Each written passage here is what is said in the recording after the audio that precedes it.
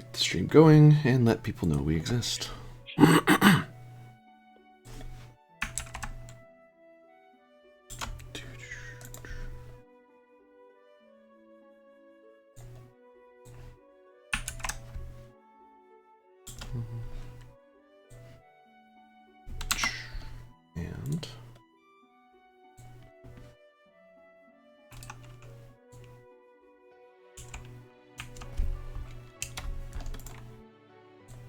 And Captain, if you would give us a log, please. But before that, sorry, lost my own rhythm, folks. Don't mind me. Hello, I'm AD Springer, also known as Corvinian. This is the Electric Metropolis video game tour, playing another episode of Halanak Station.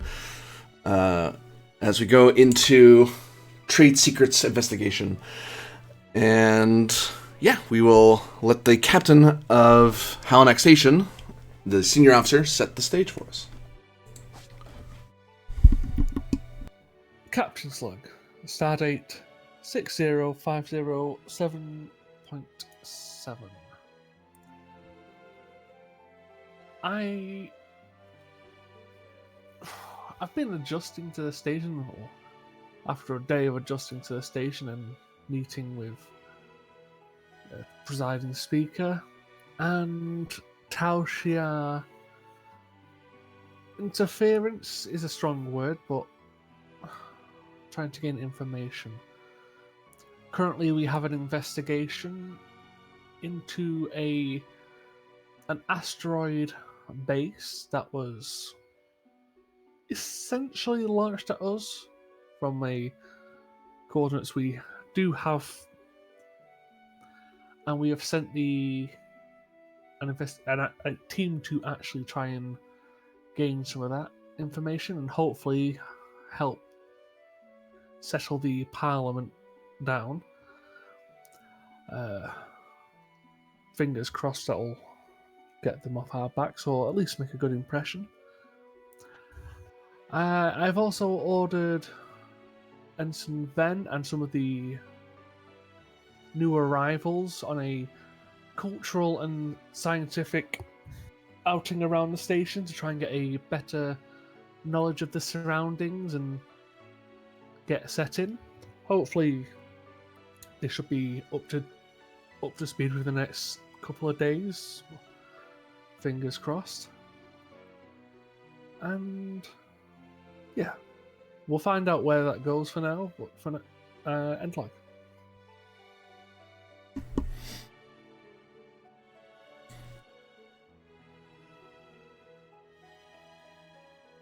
So we swing our camera over to the open tire system where Halanak Station resides. And I ask folks, what are you doing the day after the tense engagement with the Tal Shiar? And for a lot of you, this is basically your first day. You're actually starting a day on Halanak Station, except for the Lieutenant Captain of Stars, who has been assigned here for quite some time.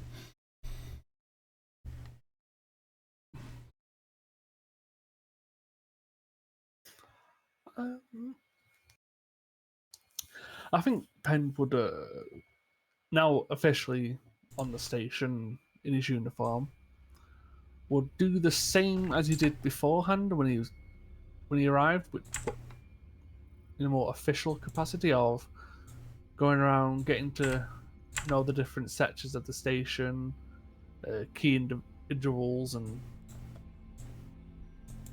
trying to get a general feel and put people's mind at ease.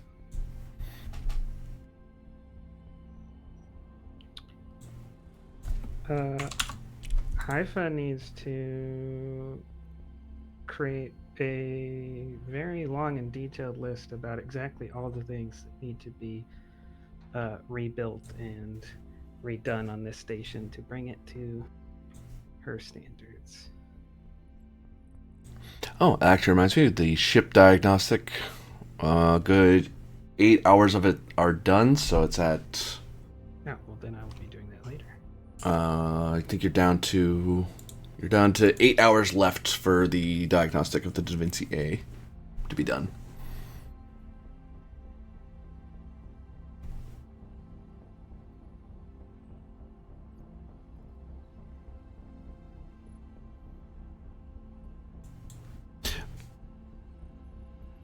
Commander Thralic? I guess a question is probably doesn't apply during this because there's a level 1 diagnostic going on of systems. But in general, how often or how much of the crew of the Da Vinci is remaining on board while we're docked on station?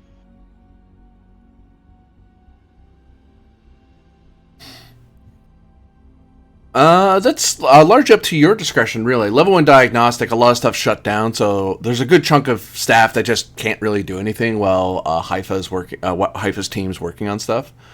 Okay. Because I think it's, if I understand it correctly, it's a comprehensive diagnostic from stem to stern. Yeah.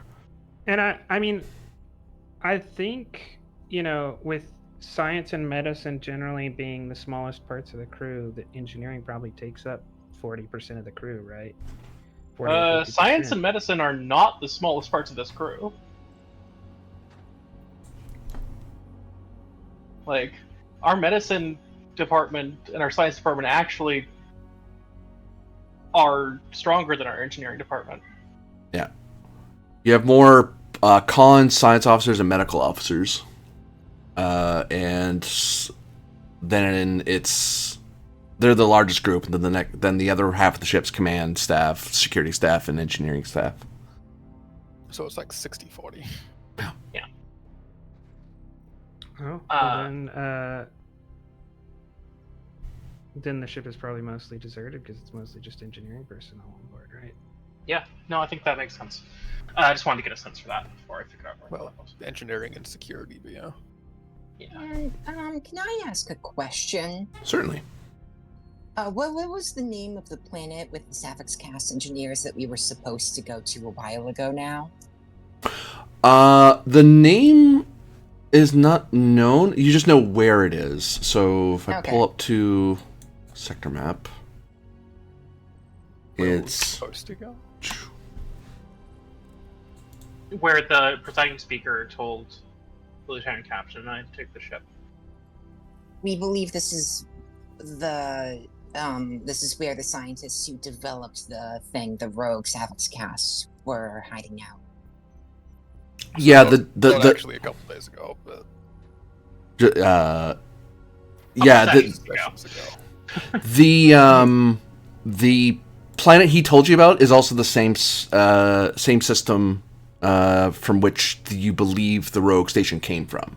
Not that he knew that. He didn't know where. He wasn't briefed. He wasn't aware where your data came from. Because that line.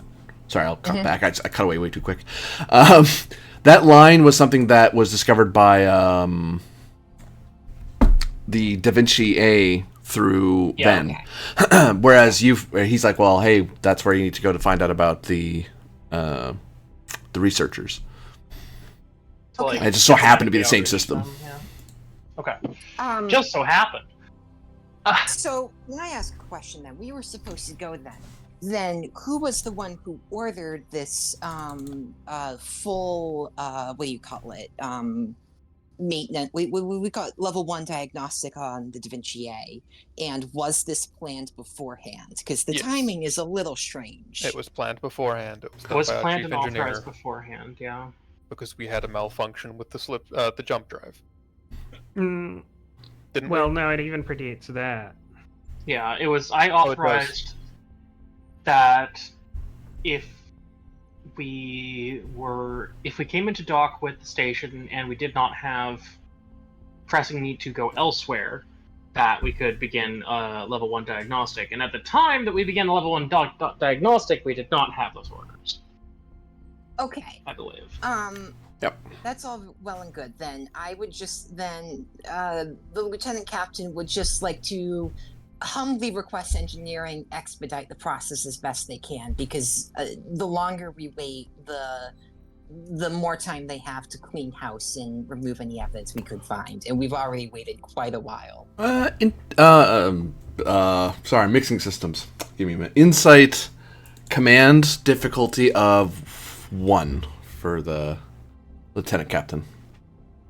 Okay, apparently I'm giving bad advice. I'm giving you a suggestion. You might have a way to solve the problem without chasing the engineers. Do I have a focus? That's a good question. You might. You very well might.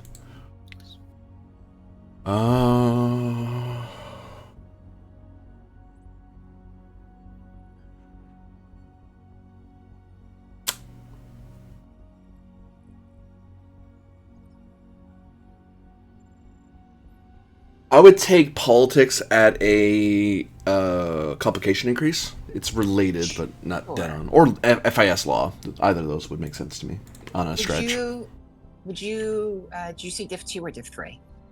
Oh, Diff 1. Oh, okay. Just a memory Take a thing. breath. Certainly. There we go.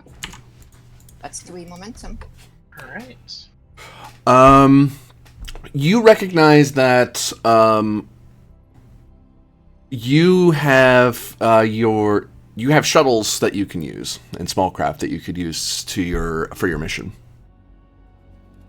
Okay. Da Vinci would be ideal because it is a bit if you're expecting that level of resources dedicated to it, but. Well, see, the thing is, we don't know what we're expecting, and I would like to bring the Da Vinci because if there is a secret Romulan base or who knows what out there, I'm going to need the full firepower of the Da Vinci and not, a shuttle built 112 years ago.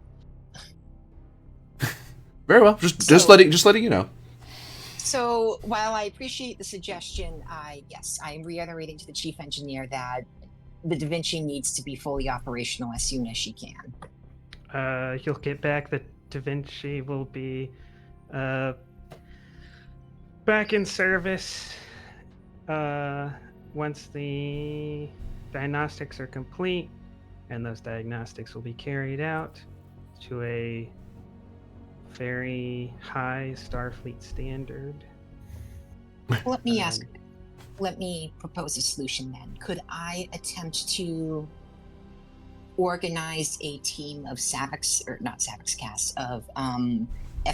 engineers to assist in the process to make it go faster? If they accept the assistance, it's a Starfleet vessel, not an FIS one, unfortunately. Sure is, but we are friends. Yeah. Haifa is definitely interested in future integration and cooperation, but we haven't had time yet to properly train them or get an introduction, and I've seen so many problems on the station. So here's a list of things on the station they should probably look into before coming to help with a little less. Okay. I will forward that list to the relevant authority and cite and note all of this down in my log and say it's not my fault if we take too long. No, those ship operations are outside of the lieutenant captain's purview. They are. Yeah. It's like, I reached out to the ship staff. They told me they're gonna take time. It's like, okay, well, I did what I could. I mean, it's almost like we arrived and expected to be chilling heels for a second, not immediately. yeah. Anyway, as to go back to what we were doing at the start of our days. Sorry. No. I just was recollecting my thoughts there. I was like, wait, what was I saying? I think that Tharlek is actually on board station, not on board ship right now, which is probably going to be rare for her.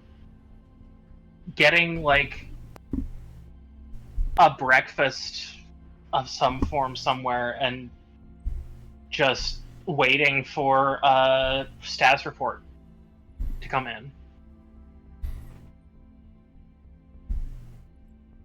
Yeah, I imagine that you'd probably be briefed by some command staffer that the Da Vinci A still has 8 hours for its level 1 diagnostic, and you'd be informed that the lieutenant captain of STARS requested expedite, but Lieutenant Commander Haifa reiterated the need for thoroughness.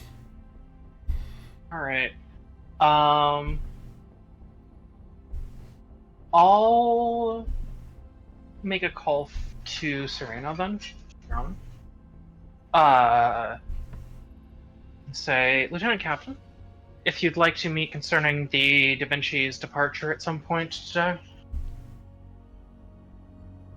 I was about to head out for breakfast. What are you up to? Well, if you'd like to join me, where is it? Where's the shoot? Where's the deck? Deck food. Deck food. Yeah. Level 5-2, and then Yeah. you'd say what restaurant you're in, because it could be a multi-floor restaurant, so it could be on deck this one or deck this one. Quicker to just say the name of the place. Join me. I'm 5-2 section 24. Getting breakfast Well, now. I know of a excellent breakfast place there. I would love to show you. They have the most interesting and exotic of dishes. I will meet you there shortly. I'll wait for you.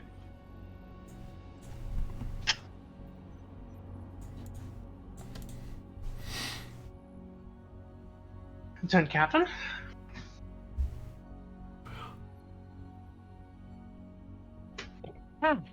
Commander Captain, I do apologize for my pushiness before. I was not attempting to interfere in the affairs of the Starfleet. I understand that this is your prerogative and ultimately your boat. But I can't help but express concern that we have a location for the origin of the mysterious asteroid and we have not yet been able to investigate it. The idea of using a runabout or shuttle or other small craft was proposed, but I would prefer to bring a vessel with the full might of a Starfleet battleship there, just in case there are unsavory elements present. I did not mean to interfere in a chain of command or insult you in any way. I was merely Thralic will trying hold to up help. a hand and say, "You haven't offended me, Lieutenant Captain. Well, that's Although, relief. I will inform you that the Da Vinci is not a battleship. My apologies. It is a peace ship. A cruiser. List every military designation. It is a vessel that shall keep the peace, as it were, by force, if necessary. Our mission parameters are to be a crisis response vessel. Yes, and I would say this is a crisis that needs to be responded to. We'll see about that. Our diagnostics should be done before the end of the day, and the ship will be ready to depart shortly after that.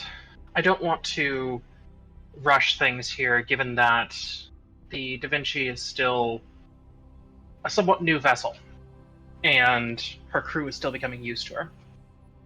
Mm-hmm.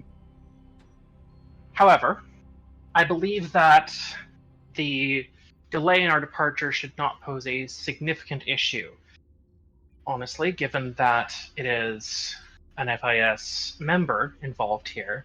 They have access to a faster form of propulsion than the Da Vinci does. If they want to be gone, they could already be. Yes, this is true. And if we're concerned about potential involvement from other parties that visited Unknown recently, parties. Could be anyone, really. right. Well, let's just say that of the parties we know might be involved, they are very likely to have taken precautions in advance before contacting us. If something's in play already, I don't think we'd be able to get there in time to preempt it. Perhaps you were right. Perhaps I was worrying too much. Oh, there's no such thing as worrying too much. It's just a matter of where you direct the worry.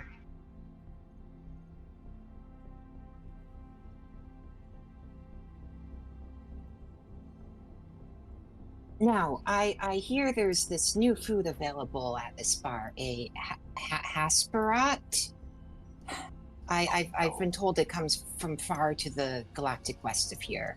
Have you ever tried them before? I have. I can't say I'm much of a fan of Hasbrat. The Bajoran cuisine is it's a little vegetable centric. That's a way to put it. The wording was great. I'm sorry. Yes, I'm vaguely aware of their history. You develop a unique palate where let's just say their history has allowed for some very innovative uses of the resources available to them. Of course, yes. For what breeds creativity more than restrictions?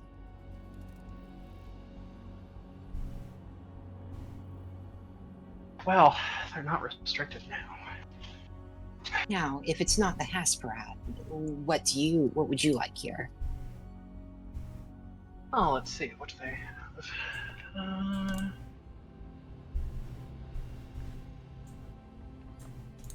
Human food is alright, I guess. Some. As you probably noticed, some of the menu items that are for the FIS are not terribly compatible with. Yeah. We'll bring a lamp to your table. What? Oh, that's for the in theory, right? Right. We'll bring a lamp. Let us know the precise spectrum that you want. Oh, UV? Oh, no, thank you. I'll take the sashimi. Here we go. Ooh, on the plus side, you're able to get the selection of seafood is actually quite good because of the Savix cast, because they are quite versed in aquaculture. Yep. Yes, and I eat regular food. So- Well, comparatively Regular regular food, food. right? The closest food that a humanoid could eat. It's like, oh, I eat like food. Like I eat like. I meant in relationship to humans, which I Yeah. am. Yeah. Uh-huh. That was not a. Yes, I would like Yeah. to try this human food. I would like the sashimi too. Alright. Well, it's a good way to start the morning. Yes, several of our crew have become quite enamored with your caffeinated beverages. I myself do not quite yet see the appeal. There's different stimulants of choice for various Federation species. And those outside the Federation, obviously, as well. I will note Do that the Opentari have a favored morning ritual, I suppose?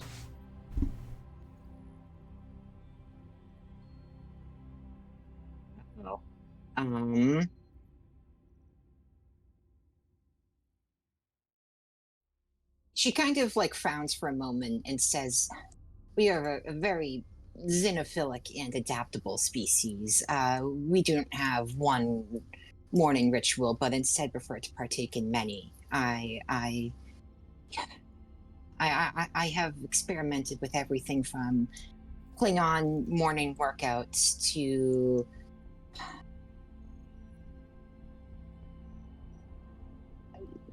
other things."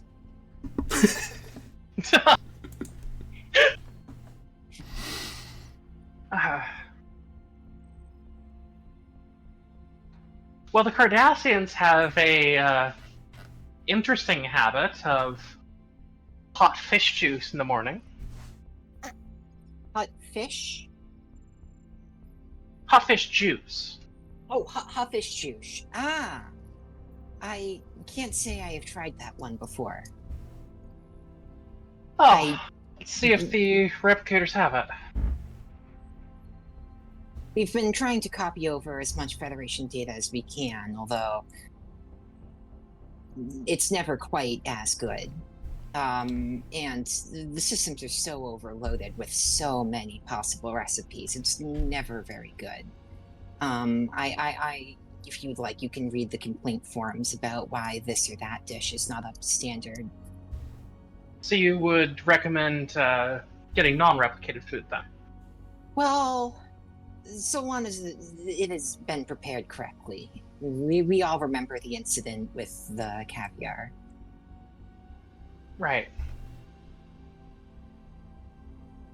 Chronicle, I her breakfast suspiciously when it arrives, but You notice that they serve it as more as a communal plate, so it's enough sashimi for the two of you, since you both ordered the same thing, and they put it central, which to Serena will make a lot of sense because that's an Upantari food tradition that it's more of communal dining rather than individual dining. Like they didn't think to ask Thralic if you would prefer individual plate or not, just because they're so used to serving the Upantari. Individual food? What are you, a loner? yeah. You're not part of the solidarity. You want to share part of the. You want to be part of the Great Slime. Part of a community, and you are going to like it. Do you not like the community? Is there something wrong? No. We're just...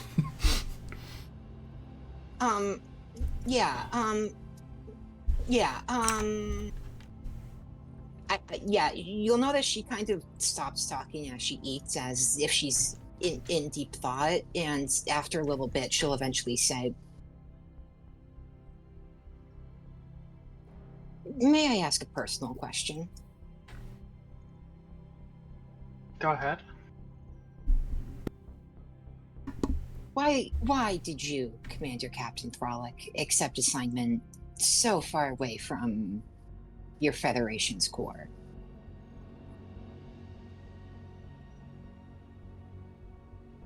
It's a good question. Ultimately, I don't believe that it's the territory of the Federation that matters so much as its ideals.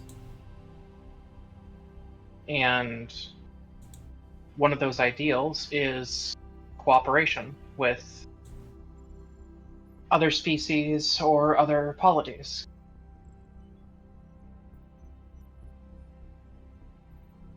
I believe that I hold the tradition of my people and of the Federation more broadly in my heart, and that I honor that with my service.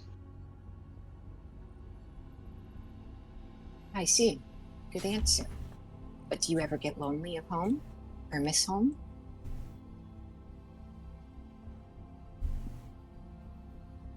Occasionally, yes. But that is, I think, part of leaving home in any capacity. I've chosen to dedicate my life to Starfleet, which involves spending my time on the periphery of the Federation in order to safeguard those who remain at its core,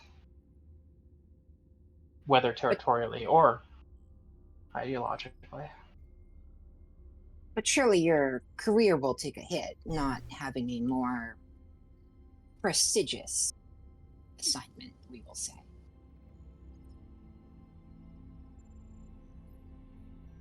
I don't know. Sometimes a position like this is one where you've become forgotten, but on the other hand, some of the most famous captains in Starfleet history were those who ventured out into the frontier, those who explored beyond what we'd previously known. I see. If you knew that you would be able to advance faster, to I know your species has no money, but gain prestige faster. Would you accept a different assignment? Prestige is not what matters. It's honor that matters. Forsaking my duties here for personal gain would not be honorable.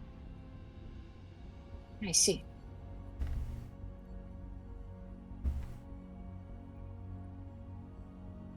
You Starfleet, you are a very interesting people. Well, I think part of that is that we're not one people. Yes, but you are more similar than I think you realize to each other. You are certainly more similar to each other than the usual raiders and traders and swindlers and other disreputable folk you often find operating out so far away from their homes. I hope so. I think that at its core, those who have grown up in the Federation and hold it to be important for whatever reason are fairly optimistic people.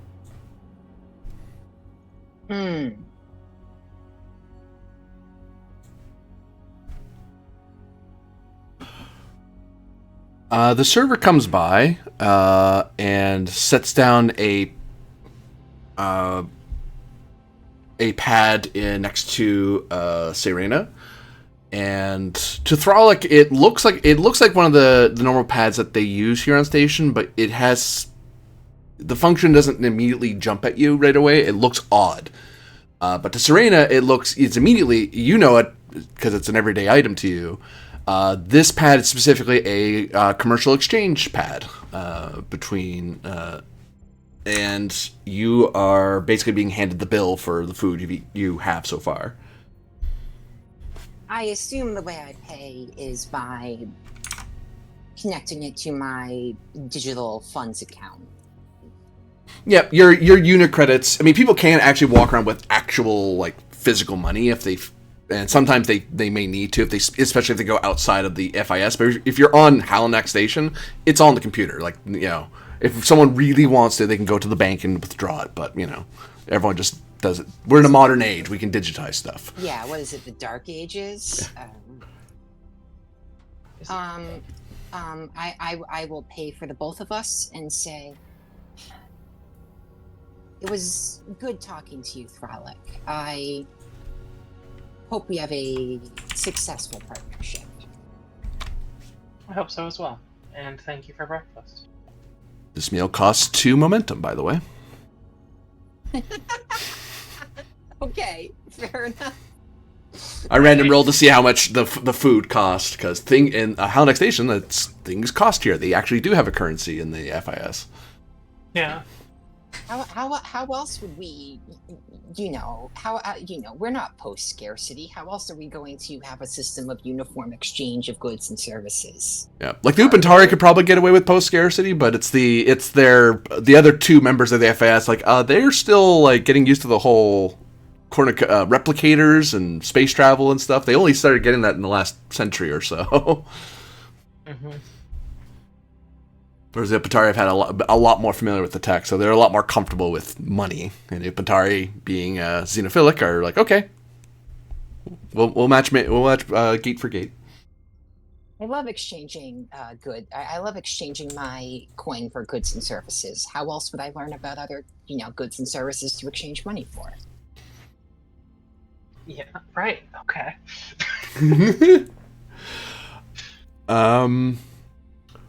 What is Centurion Rylov up to? Where's the deck? I think it's the same deck they're on, actually. The recreational deck? Dex level, rather? Yeah. Basically just relaxing through practicing martial arts. It's like 3 things at once, like relaxing, practicing, and exercise. It's great. Are you doing it at like some sort of gymnasium, or are you doing it at like an outdoor park, a park of sorts? Probably a gymnasium.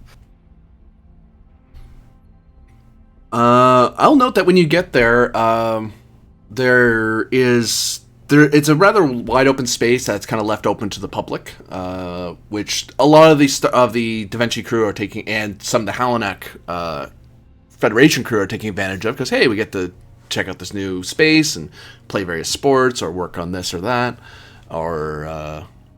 But you notice there's not a lot of the FIS species here.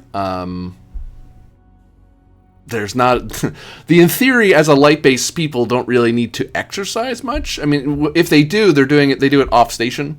Like you might see an in theory off in the corner working on various spectrums in front of a mirror, whatever that means. Like they're changing different colors, but whatever that is unfamiliar to you. But you would see some of the Upantari trying different shapes.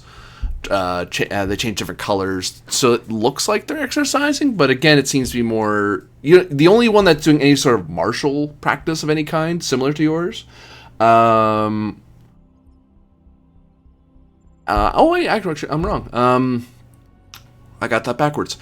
The Savix casts, are working on stuff like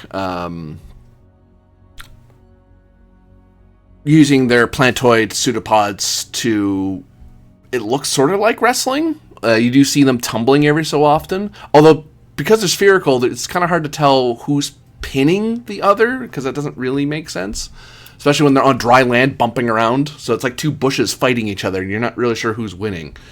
But some people are entertained by it. I actually got it backwards. The in theory are you do see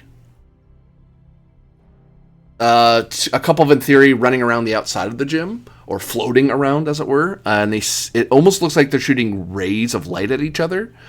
Although you have been briefed that isn't them shooting weaponry, that's them focusing lights. It's almost like a version of tag, except it's using beams of light. Laser tag. It's just laser tag. It's laser tag with visible lasers, like the commercials. Hey. But they're actively trying not to be. With more laser. But you notice they're actively going around the outside. They're staying on an outside track as one is fleeing and one's chasing, and one gets tagged. The other one, they immediately change directions, start chasing each other. They change directions. They seem to be trying not to get in everyone else's way, because they're moving quite quick. They're pretty fast. And you actually notice some of the FIS are watching you. Not like a big crowd, but some will kind of walk over. Not just you, but like other people doing kinetic like movements, just doing your punches, your stretches. Like it's just they're rather fascinated by the whole idea of so much meat and bone acting so gracefully and under such control. Speaking of fitness, security, difficulty of 1. Lovely. Fitness, security. I would imagine that martial arts, martial arts is an appropriate focus here. I would think so, yeah. For some reason. And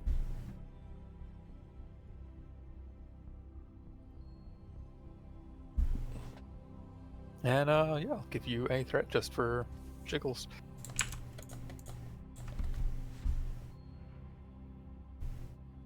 Gain 2 momentum as you have a nice workout. Hey, you paid for my breakfast by working out.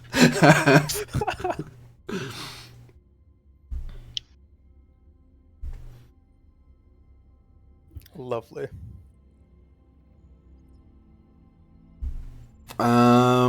I believe You didn't factor in tax though, because it was really like 2.13 momentum. You got to pay the people who are keeping track of all this. See, Is you asking for a bribe? taxation isn't bribing; it's theft. There's a difference. No, just the way it was phrased. The people managing all of this. Like, who's in charge of managing all this? You.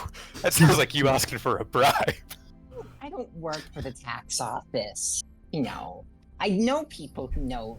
I know people who work in the tax office, but that's just because I know people. That's not, I don't have any illicit connections. I pay my taxes. Unlike some people. Although, So you admit you're a pawn of the system. I admit I don't want to be robbed for everything I got, so I pay someone to rob me for some of what I got so that they, protect me. It's called the social contract, See, I should get some literature on that.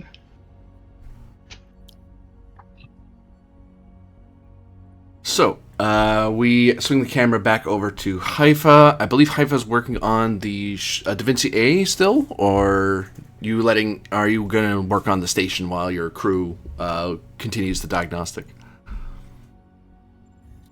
No, I can prioritize the Da Vinci. Anything in particular your team's looking for? You're just doing a general, let's check everything, make sure nothing, sort of a shakedown inspection, because this is the first big jump it's done. Especially into the Shackleton, and this is its first assignment into the Shackleton region. In their short tenure, Haifa's already instilled a meticulous maintenance schedule on the Da Vinci. They even have a treat for it. So this is more of the norm now, right? We don't go out waiting for things to break down so the captain has to yell at me for the ship to get to its maximum performance in the middle of a fight, right? It's already there because we took care of that 2 weeks ago when we took the ship apart and fixed everything. Give me control engineering difficulty 1 to see how. I'm imagining this is less you getting probative information and more getting this crew used to how you want things to be done. Like, no, guys, this isn't. Get used to this. We're going to be doing. I want people to have this ingrained in their heads. Exactly what we did, what we maintained, what we didn't maintain. And not that, because I get the feeling you're not being, whatchamacallit? Oh, correct me if I'm wrong. You're not being regimental, you're not being especially strict, but you're trying to set a certain standard that you're trying to hold. A standard that this crew may not be used to, because your standard is higher than the minimum requirement, is my understanding. Or you're trying to set a higher standard. Not an extreme one, but a higher one. Right. I don't. I want it maintained to the highest standard, right? At the end, I want it so that, like, at the end first of all, at the end of my service on the Da Vinci, it's as in good a shape as when I got here. Maybe better. But I also want everyone under me to, like, when other captains are looking for. I need a new lieutenant in my engineering. Let me look at the ensigns that are available. The Da Vinci's ensigns are always at the top, right?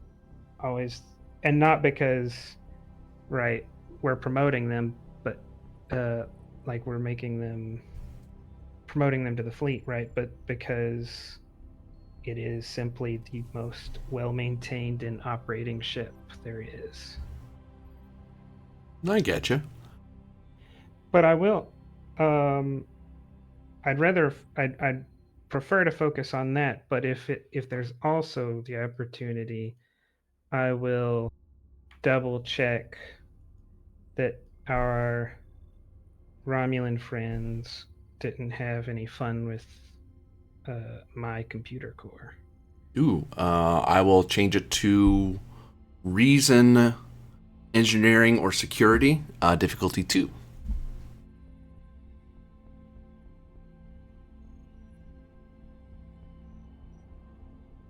To establish the advantage that you've checked for that and for that sort of activity.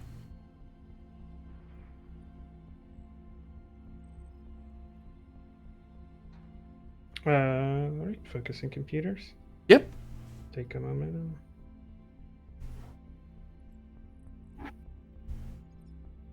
Gain 3. It would, from what you can tell from your various teams and your own investigation, at most the ship was scanned by the ship, by the Talshare ship, but nothing that. But there was no like interference or interface or anything like that. It's the sort of they're aware that you have a computer core and that it has a certain amount of energy. Like they know what your computer score is. Like they know what your computer stat is, but they don't know anything classified, and they haven't installed any malicious programs. All right. Is it possible to make standing advantages? You've created one so far, yeah. All right, then I'd like to spend 2 to create one that there's like a checksum or something stored that the chief engineer has stored separately. So if I ever want to quickly, in a matter of seconds or minutes rather than hours, confirm whether or not the computer core has been tampered with, it can. So, like, yeah, you can do that for 2. So, advantage, computer core checksum, something like that. Yeah. And that'll sit for the remainder of this episode. Because then you'll have to go back and check to make sure that nothing's changed and maybe randomize the number, that sort of thing.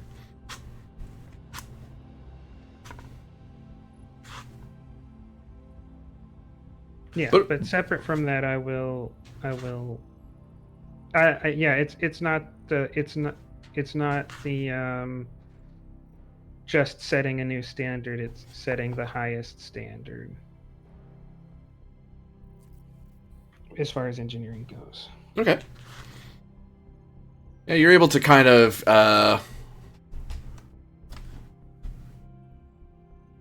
you get the feeling that this is a crew that you're going to be warming up to that, but you're not getting resistance.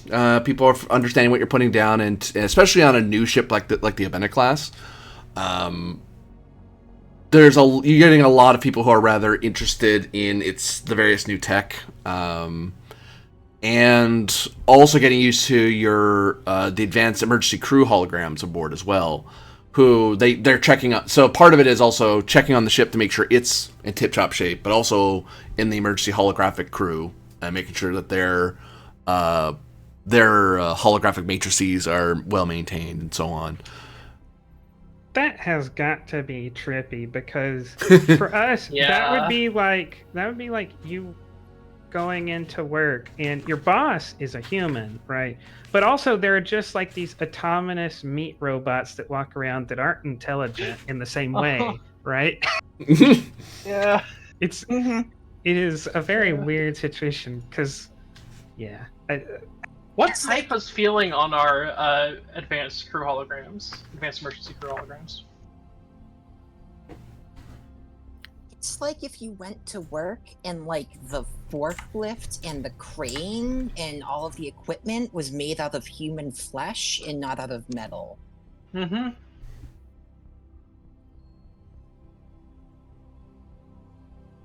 That's enough thinking about that. All right then. Captain Pend, you're getting used to the crew, the people of the station, I understand? Correct, yes. Anything in particular, or just seeing faces, shaking hands, or pseudopods, as the case may be? Yeah, the general shaking babies, kissing hands. Jeez, friggin' Andorians, am I right? Give me Presence Command Difficulty 1 as you go around meeting the various... officially meeting the various peoples of Halanak Station.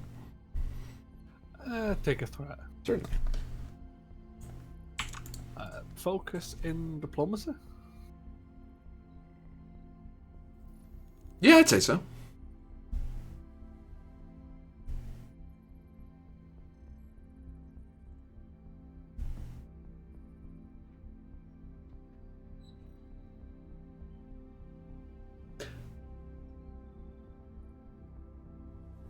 Yeah, you're able to. The easiest interactions, of course, are the Federation officers and citizens who are coming to the station. So, I mean, there's the crew, like the actual officers and crew and enlistees. But there's also the civil, just regular civilians who are coming to live and work on Halanak Station, who are people either volunteered or family. But also getting to meet the various Upentari, in theory, and Sapphix Cast peoples who are very interested to meet you. Some of them have heard stories about you and your previous ship. Ben grabbed it. And there's a general sense of, from the Federation crews, it's a lot of that sort of frontier spirit of, we're at a new place, we want to see new things, and this is as strange and new as it gets when it comes to, because this is part of that new wave of settling or living in the Shackleton rather than merely exploring it. Because there's Halanak Station, Project Enduring Friendship, and some of the smaller colonies near the border, the frontier next to Narinja Station. So this is pretty far and away. Like, a lot of people, the kind of people that come out here, the kind of people who are willing to strike out into a strange new frontier far and away from Starfleet. Like, the closest bit of Starfleet and Federational familiarity is the Da Vinci. Everything else here is alien and strange. So would it be possible to try and put a cultural exchange event on? Certainly, the station has there's an entire level 3 has artistic and historic exhibitions, and they're always looking for new events to new things to showcase. Yeah, I kind of want to take aspects from both the FIS and the Federation and put them both down there and allow both sides to see while there's differences, there's things we have in common, whether it's food, music, just culture in general.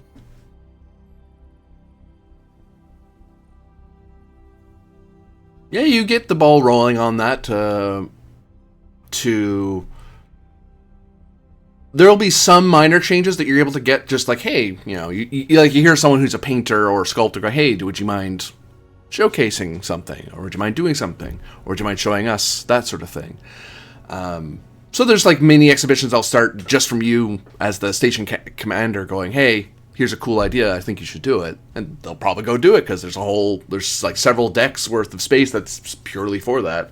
But as for a proper festival, you get the feeling that you've started the process of something like that happening, but you'll probably see it in a future episode where the festival's happening, a sort of impromptu cultural exchange festival, which the FAS are more than thrilled to help with. They love doing stuff like that, because each of them have like multiple holidays regarding various events, so having just a cultural exchange day would be very interesting to them. And something they're actually really glad that federations that you're willing to push for. Well, yeah, we're here to build relationships, so it's one of those, let's get the cultural exchange starting and let's strengthen that relationship.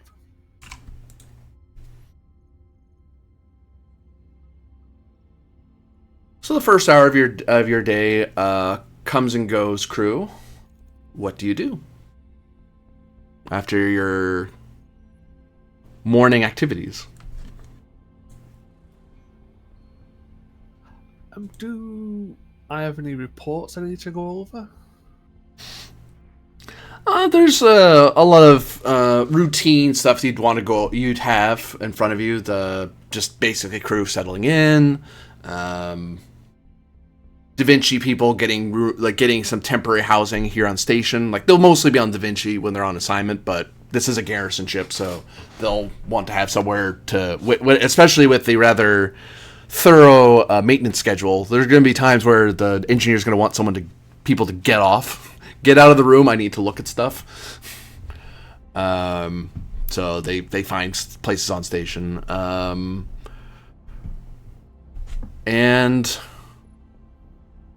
But nothing, no great big flags.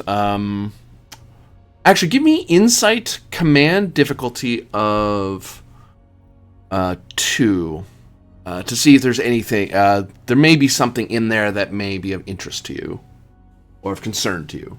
Better way to put it. Focus in mental prowess.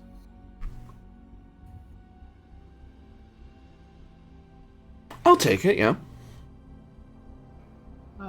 Take another threat, please.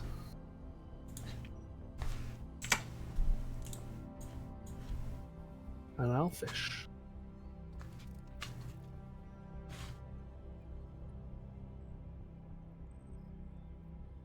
Yeah, I'll just put them on the board so you can take them in full scale. No, I'm stealing them all. I think we gained like 2 more out of that. So. You have 2 float now, yeah. Alright. There is some curiosity among the FAS. There's some curiosity about the Tal Shiar, and there have been talks in Parliament about their presence and why they're investigating the lab, and a lot of people are wondering what Starfleet is doing. What are they doing to solve it? What are they doing to investigate it? And how soon are they going to get answers? But also there's a wondering at like, well, Tal Shiar looking into it. Wonder what they're worried about. There is some mild pressure coming from the presiding speaker and his faction to the Savix Cast members of Parliament about, what did they know? There is some tension that's being built up among the FIS because there is that tension that maybe the Savix Cast MPs are somehow behind it or suborning illicit research. But no shouting matches, but there's tensions that some of the crew are noticing and that you're noticing as you're reading through reports. There's no fistfights, but there's raised voices, there's tense exchanges in some of the shared recreational spaces, but it hasn't spilled into anything violent. But you can see those early signs that people are worried about this latest scandal. Is it possible to spend the 2 float to create an advantage of because of the previous experience the Federation has with the Tal Shiar and the Romulan Star Empire in general, that we can essentially start to diffuse this added tension and just provide you the information. We're not telling you either way to go, but we are looking into this, and there's nothing to be overly concerned about. You could spend 2 for that. It's kind of feed the information sphere. Well, what it craves, information.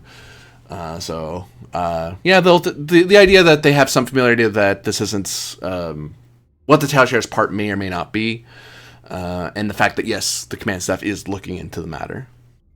So they'll help with the FIS tensions a little bit, but you get the feeling this will be a recurring problem. Yeah, that's fine. That's kind of the job now.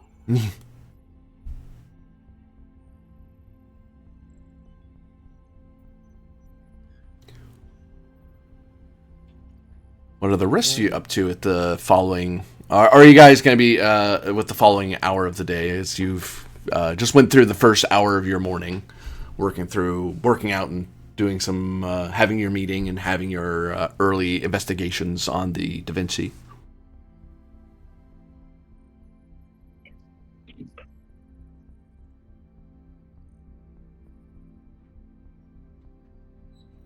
I think I'm just taking it easy until the ship's ready to launch. Like, I'm making Same sure here. that crew will be prepared when the time comes. Like, there's like lowish priority communicate to all the active crew of the Da Vinci who aren't on like any sort of form of extended leave. That's just like the ship will be undocking at X time. Be sure to be on board half an hour beforehand, type deal. You know.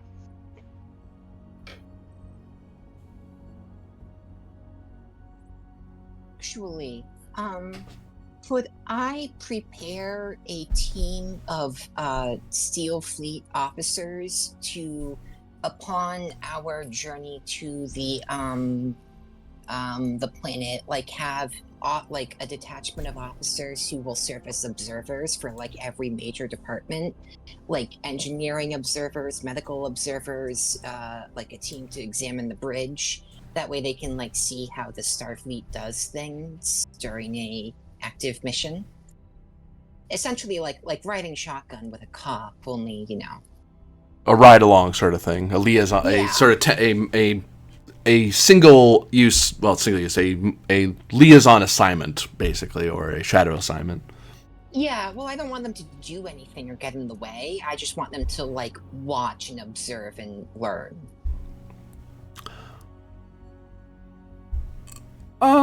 You'd be able to use up one of your crew support for your Halanak station to basically have an assigned detail, an observation detail, basically of the stellar fleet, of the steel fleet, to watch what the Da Vinci does once it gets underway.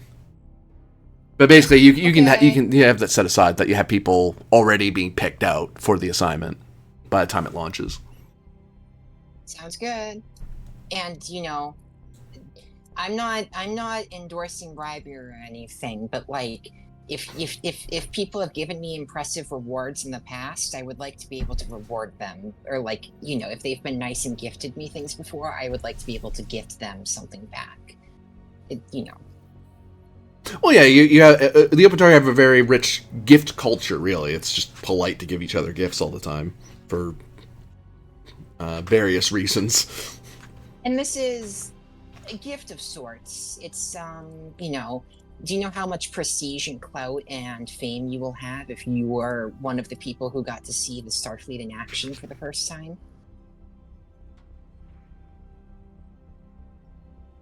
You will receive a variety of minor mementos and dare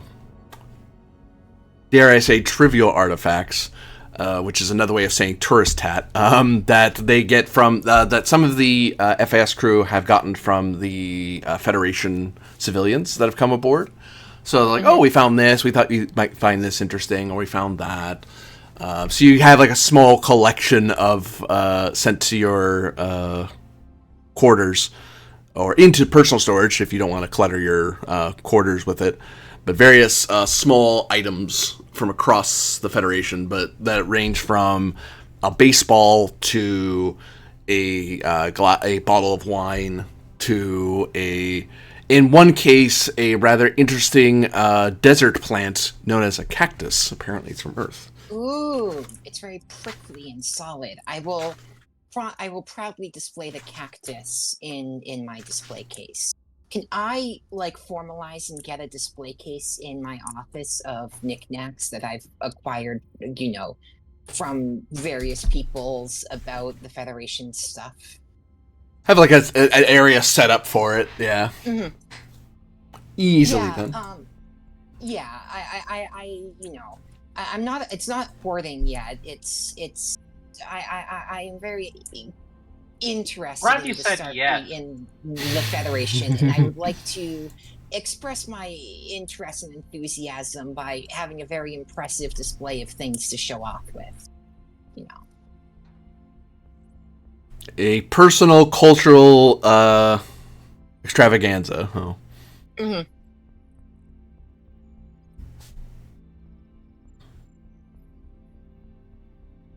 Makes sense.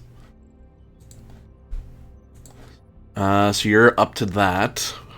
Is Ryloff doing anything? I got this thing. It's a Pokemon card. Apparently, they were very popular in ages past on Earth. It's encased in a plastic case, clearly showing how valuable it was. Yeah, what's the number on the upper part though? And is it shiny?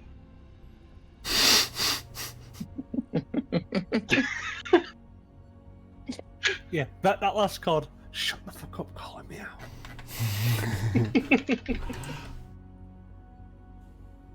Shinies are overrated anyway. But what is Ryloff mainly just relaxing until Da Vinci's ready to go as well? No, a little bit before we leave, you'd put together a thing. Just because we now have a Tel Shiar presence, and it's like, oh, this was like not a direct thing until now. So a direct security brief on that for the ship. Or like briefing the crew about how to deal with the Tel Shiar agent. Yeah, just here's in general. Here's how they tend to work. Here's just what to look out for. Extra things on don't leave your pad unsecured somewhere. Not even for a minute. I know that's normal, but like, don't do it. You don't know. It's a lot of like just general reminders. It was like, no, this is a thing that's around. So apparently, controller presence security difficulty 2. Are you trying to give the crew the trait paranoid like you? No. That's not paranoia. That's just a thing you need to do. Spoken like a true person with paranoia. Oh, okay. I'm going to use the focus of precautions. Suck it.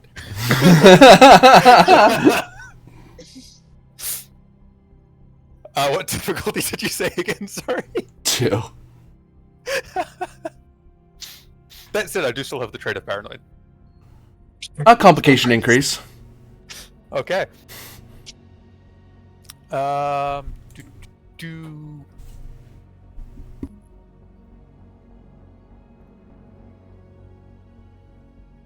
Yeah, none of the other ones I can really see helping with briefing the crew. It's just like, no, he doesn't seem like he's particularly phased while doing it.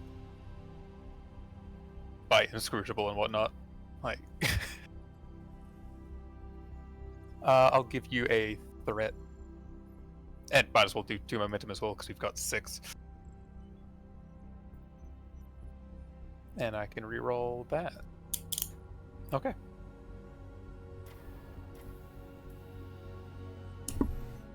And we made the 2 back, so A. We get 1 float off that?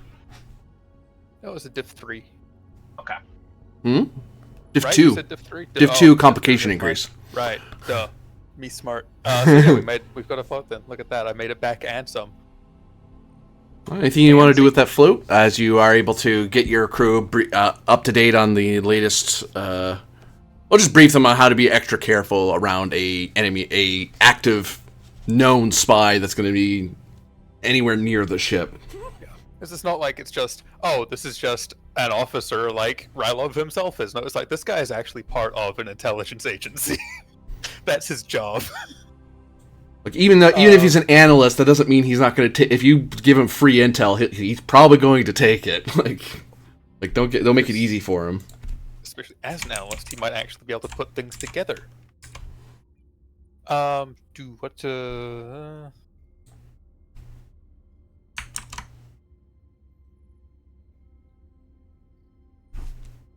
Just a question on what the general crew response or reaction is to that situation. I'll take a momentum as an obtain information. Yeah. The crew, well, in general, there is some discomfort. As a CNE, a crisis emergency response vessel, there's, especially with this assignment to Halanak, there's a certain feeling that they would be a more humanitarian type mission, less concerned about security affairs as much. But they understand the need for caution. They do understand that, and there is some level of worry about a Tal Shiar agent being anywhere, even being on Halanak Station, but that's beyond them. That's not their call. So if anything, there's some comfort that, okay, we're doing the briefing, but they're kind of, there's some worry that maybe this will be a recurring thing that they have to worry about. Oh, I sure as fuck hope not. But, yeah. Listen, it's more concerning for me than the Starfleeters. Yeah, these guys will probably kill me if they get a chance. Probably. That'll come eventually. There's going to be torture first. That's true, yes. But no, there's no pushback against the briefing. If anything, they're like, yeah, no, it makes sense. Yeah, of course you'd have to look into that. Yeah. And we'll just pass that general vibe on to just our basic report to Thralic of, yeah, they're naturally skittish about it because, this isn't what we expected, but they're not. They are being professional about it. Like, that's we have security officers for a reason, so. Naturally and expectedly skittish about it, but they're ready to do their jobs. It's not like it's going to interfere. But hey, I'm doing my XO job. Congratulations.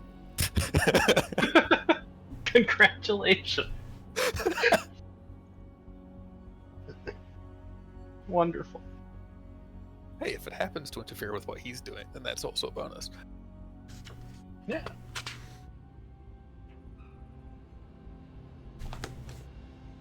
But yeah, other than that, just generally, relaxing or trying not to let the fact that has occurred and is now a thing get to him. Because he does still have paranoid as a trait.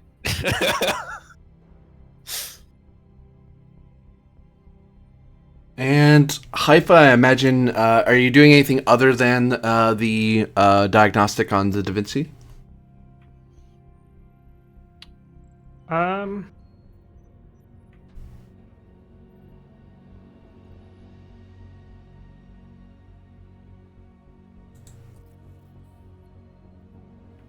I will I will take time to when we get to schedule the diagnostics that involve the armory and the ship's weapons systems to request Rylov's presence, so he can get a better understanding of his part of the ship, and also so I can get a better working relationship with Rylov, if he is available, that is.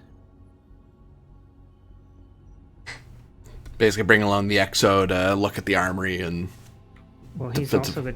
Well, not in his capacity as XO, in his capacity as Chief of Security. I don't believe that Rylov is dual rolled. Oh, I thought he was. No, his dual role is XO and the liaison officer. Oh, right, yeah. Oh, okay. Still dual role, but different dual role. We do have an NPC security officer, I believe. I think I made one.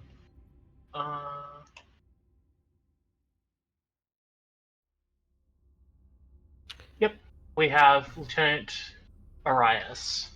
Never mind. I will.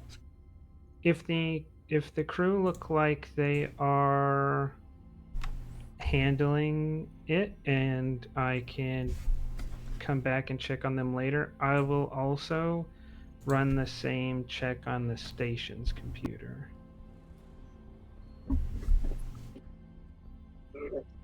Give me a reason engineering difficulty of 2. In this case, the station helps with computers engineering because it's not in a diagnostic at the moment. So, take a momentum.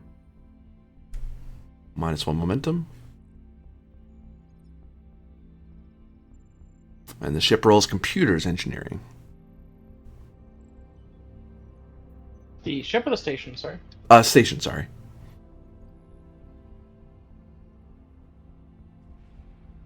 What did you want? Computers engineering. Okie doke. 0 from the station, sadly. But it's especially really 19. Well, I can't help that. Station or not.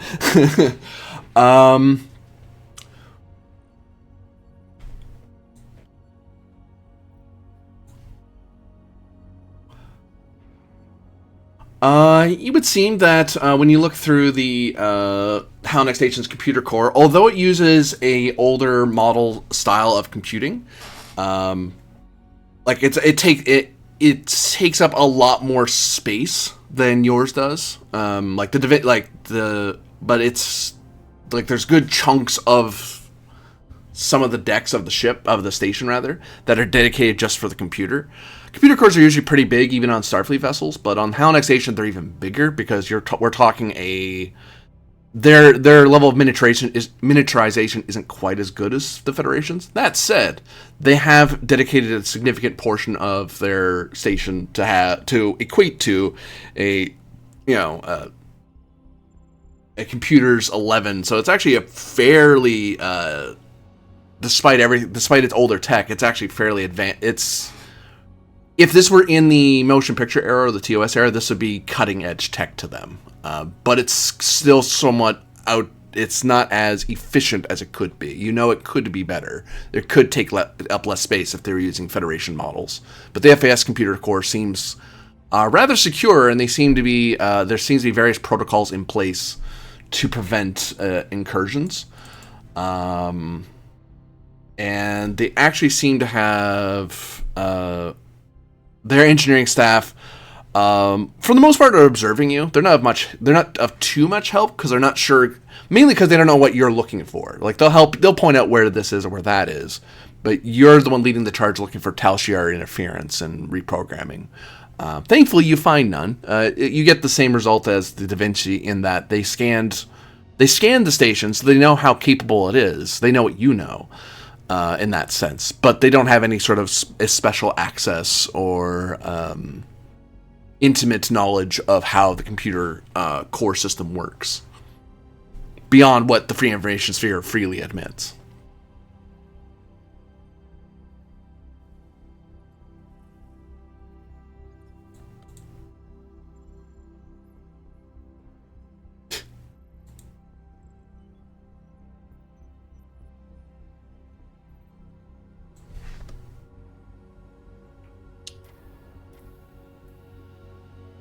Right then. Several more hours go by as y'all get comfortable, get things sorted, get ready for the ship to be underway. And that is when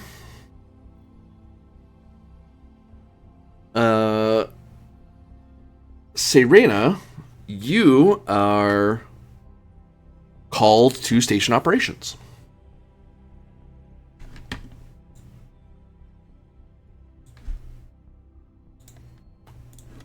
Sorry, I was muted. Yes, I will accept the call. Is there any context?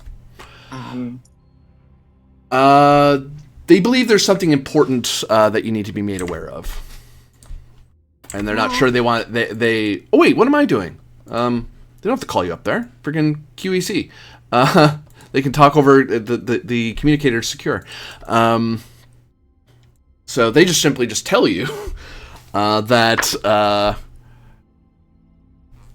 Well, first off, they tell you that they have secure information in regards to the current mission, and they advise you that you will want to make sure no one's listening to your device, basically. That's the only part that really needs... Because they don't really need to encrypt QE's quantum entanglement communications, because there's no way to intercept it. It's just a matter of making sure you're not holding the speaker neck around other people. You're at least holding it up to your membrane, so only you're the one hearing it. Yeah, I'm going to take a look at the guys assembling my my display case filled with knickknacks, and I'm going to be like, "I'll be back in 1 second, guys," and I'm going to walk into my private office And I probably have like a noisemaker to turn on the backgrounds. That way, like it's garbled if you're trying to listen to it from the outside. And that's just basic good information security. I'll say, okay, go ahead.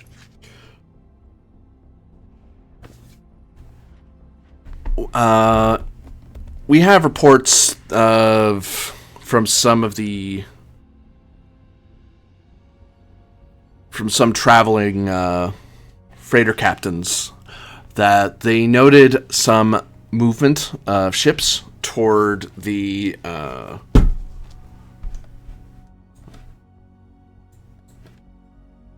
subsector Ada, that were passing by the Savix Cast through Savix Cast's claimed space. We didn't register them. We initially didn't think too much about it, but the Romulan and the Harmonizer have determined that this is possibly suspicious movement heading toward the Ada subsector of a small group of unidentified ships. They're not registered with the Free Information Sphere, and there is some concern that perhaps they may be doing something in that region.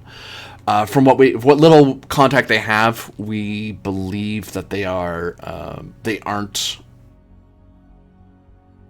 of any space frame that we're aware of. So it's not. It's. Go ahead. What is the last estimated time of? What's the estimated time for when the Starfleet's Da Vinci will be fully operational again? Report says 4 hours. 4 hours. Are there any other vessels in the area who could take a look at who could be there before that? We could send a message to the Savix Cast fleet to move to intercept the ships.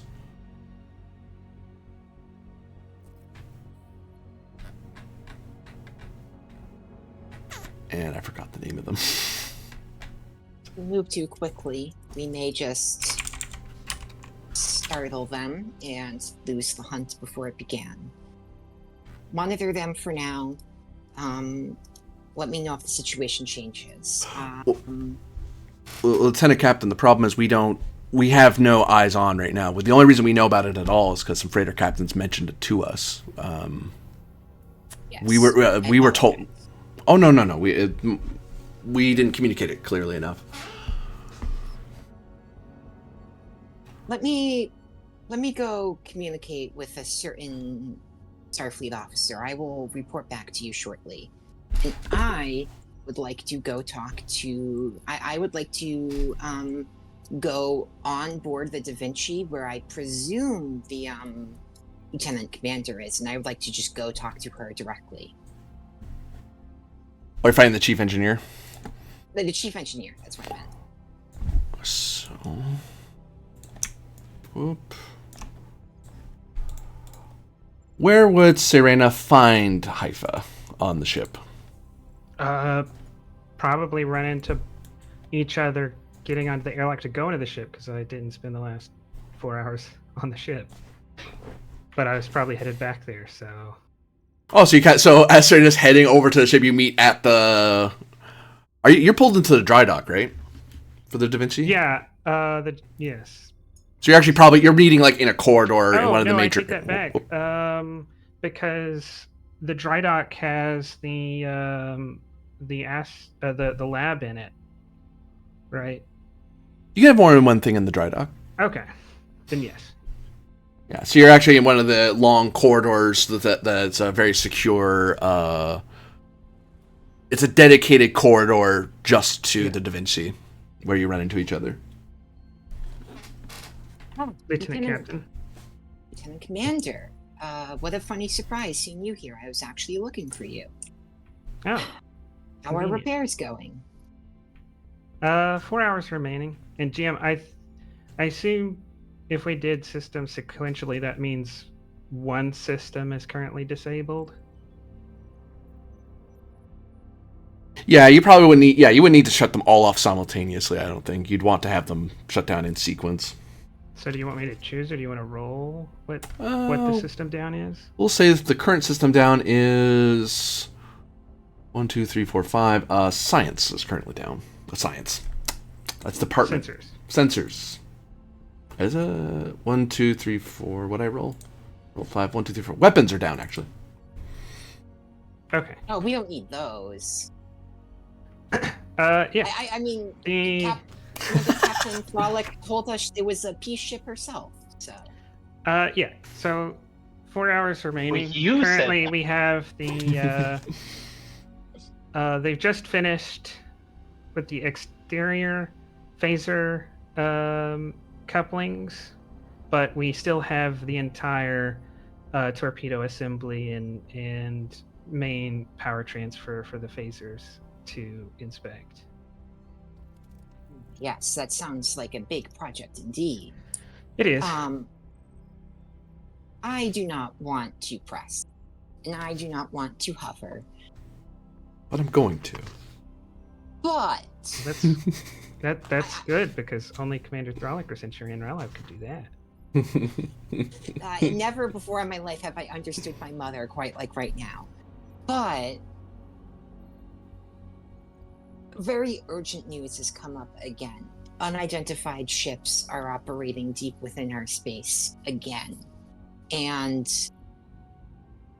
would you be willing, and I am asking as a personal favor, because I truly do believe that poses an imminent security risk to my nation, would you be willing to hold off on further maintenance until the Da Vinci is able to ascertain the threats and eliminate it? GM, all right. How? Where is this? She will hand you the pad of information she received showing where the reports were. And GM, is that more than 4 hours away? At warp speed? 1 second. I mean, it can be more than 4 hours away if you go slow enough. It's true. It could be years from now. Friggin', I have a hand up for this, so I wouldn't have to. I haven't looked at the warp speed guide in a while. As I understand, the Abina class are on the fast end of things, yeah? Especially considering that they're the newer edition of ships. We've got a normal cruise of warp 8 and a max cruise of 9.7, with a 12-hour maximum rated of 9.985. Oh, it just, I get the feeling that's written on the thing. It is, yes. Boop. There it is. I'd be very impressed if you could remember that off the top of your head. Star Trek nerds, I wouldn't have doubted it. I did have those numbers memorized for the plank when I was captaining it. I haven't done it for the Da Vinci yet, though. So, 1.98 is the fastest you could go. If you go 9.98...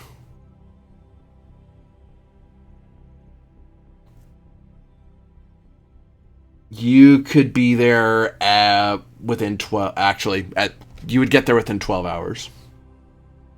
Okay. Yeah, that's right. I got my numbers right. And if you go by quantum slip, you'd be there instantaneously, because it's within sector.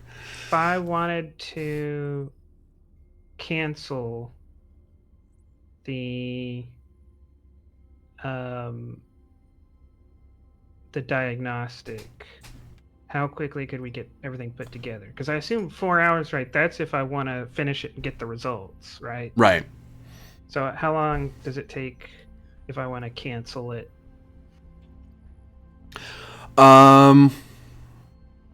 You would lose an hour just getting everything powered up again. But because you'd be canceling in the middle of a level 1 diagnostic, weapons would have a complication increase of +2, because it was the last system that was being looked over, and it's now in an uncertain state. But you can get it like in an emergency, if you need to get the chip gone as soon as possible, you can. The safest one is an hour. if you're like, we're being shot at, scramble, scramble, you could just say, everyone aboard, red alert, and then everything will be powered on super quickly, but you'll have a complication increase of +1 to everything. And weapons will be at +2 complication. If I earn enough momentum, is it possible to establish advantages that I was able to overcome that difficulty?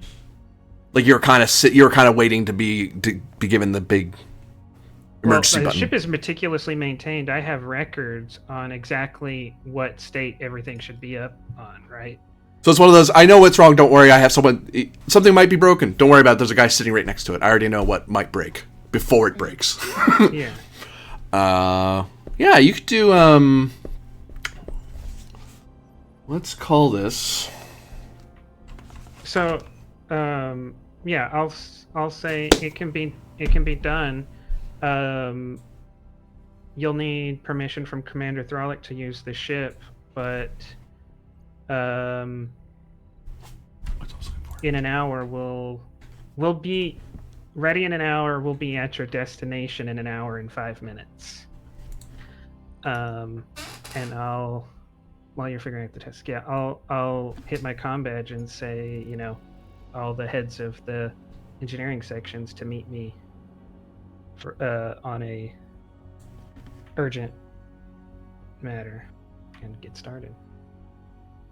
Thank you so much. Now, on a very unrelated note, are there any particular items of interest that you would like that you do not currently possess?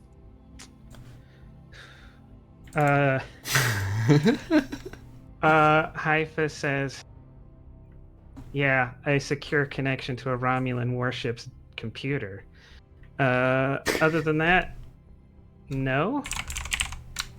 Well, you've earned a favor. If you need anything, just let me know. I can get anyone anything. And with that, she will quickly walk off and call up the commander, Captain Thralic.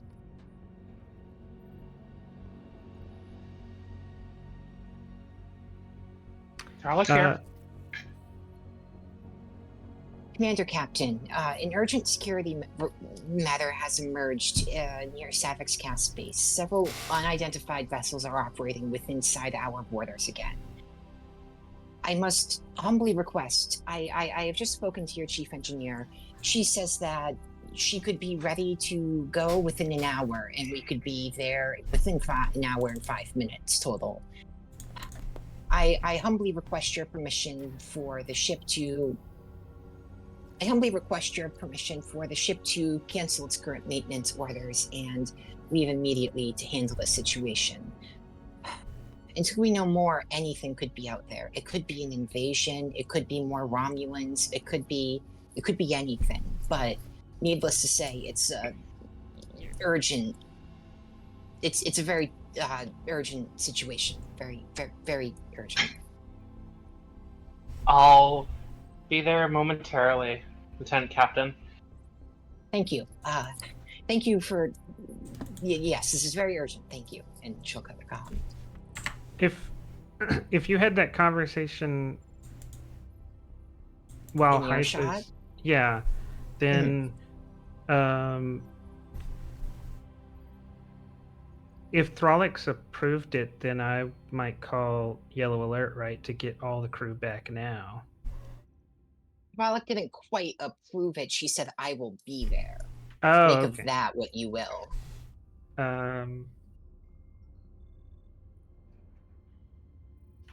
Yeah, I'll call Yellow Alert.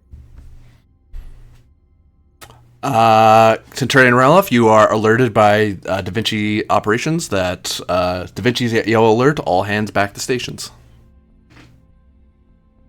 Thralic, you are alerted that the Da Vinci A is now at Yellow Alert.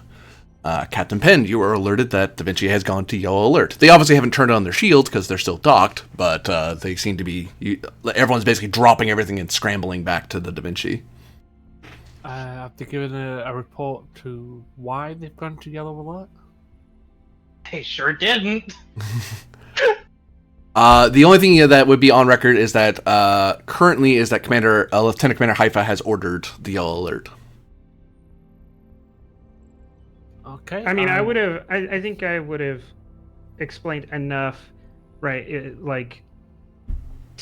For it to say in relation to Lieutenant Captain NC Serrano's security request. I don't give the whole explanation, but it's not just. That's the addendum you put onto it. Yeah. You're not being immediately shot at. You're saying, I'm calling Yellow Alert to get people ready to go. Yeah.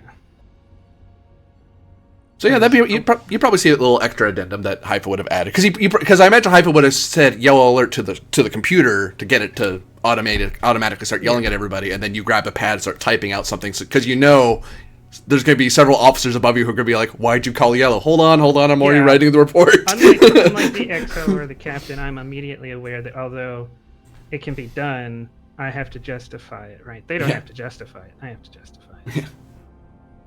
I pulled the fire alarm. Why? There's a reason. Don't be mad. Less people we have to justify it to is the answer. Yeah. I just have to tell 3 people what's going on instead of 2. Ensign who gets like a duty watch where they're sitting in the chair just kind of looks at the button that says Yellow Alert and Red Alert and has to tell themselves in their head, don't press it. I'm in trouble. That's it. Yeah. As the entire senior staff floods through and going, "What'd you hit that for? Curious? Cool. So you're scrubbing the warp manifolds for the next month." You don't need to. We just did it. Oh no, he gets to do it again. We consider it exercise. There's nothing of restraint, to be cleaned, but you're still gonna do it. Yeah. It just means you'll have to pay extra attention to your progress. You're gonna dig a big hole and then fill it back up and then dig it again. Or we could put you in the brig for militia for getting us all running up here. Like, oh no. The heinous crime of annoying someone with political prestige. GM, would you take EPS systems? I would, yeah. Take a momentum. Certainly. Alright. And then I think you said there was 2 complications, and meticulous maintenance is taking care of one of those, so 2 more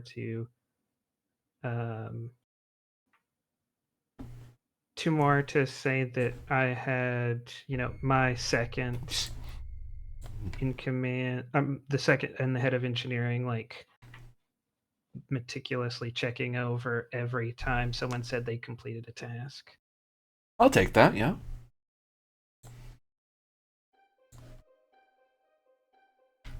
So then we should be complication free on the weapons. And still get 1 momentum out of it. Alright.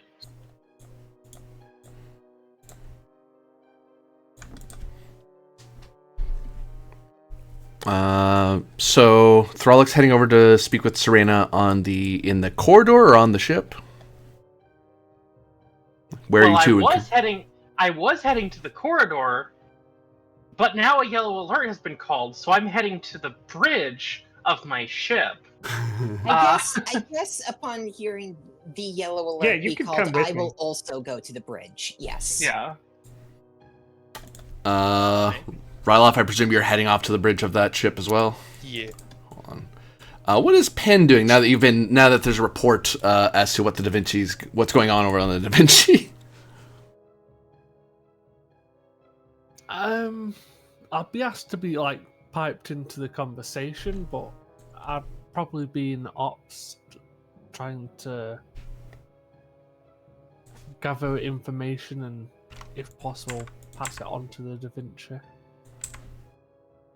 Okay. Would this meeting be happening on the bridge or in the conference room? Conference room. Okay.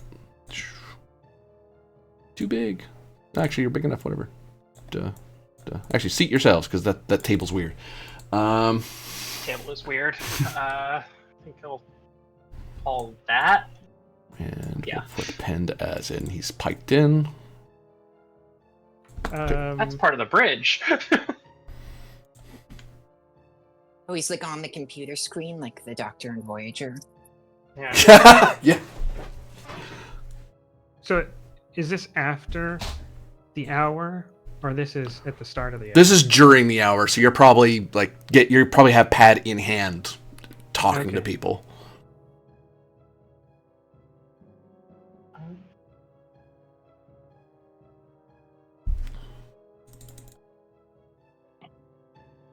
New scene, by the way. Okay. Ruff leans vicariously. Oh, I thought he was going to lean on the wall. Cool, like. Fine. I would say probably I also have our security chief here. So that's this dude. Yep. Dude, Lieutenant Junior Grade Arias. Yep. I imagine there's one chair like pushed off to the side over here. Like I just, kind of moved it and then slid over to that spot. Yeah. And I don't think we've made anyone for medical yet, have we? Oh, we don't have like the Koba can show up breakdown, for so it. it's kind of hard to tell. We do have a Yes. doctor. Yes, the doctor is currently in surgery right now, so they sent up Kobuk instead. Which one's our doctor? Doctor. We don't have one. To Yes. Meta. Oh, we do have one. They're just do not important have- enough to have a Oh. name. Oh, wait. I know it's wrong. The reason you are all not seeing it is because I didn't let you see it. You can. There's a doctor. I see her. Dr. Tamina. Okay, I was like, wait, what? Who? Where? Yeah. Cool. Oh, you silly Billy thingamabob with the buttons there. Right. What is Arias? Arias is a Delton. I was gonna guess that. Yeah.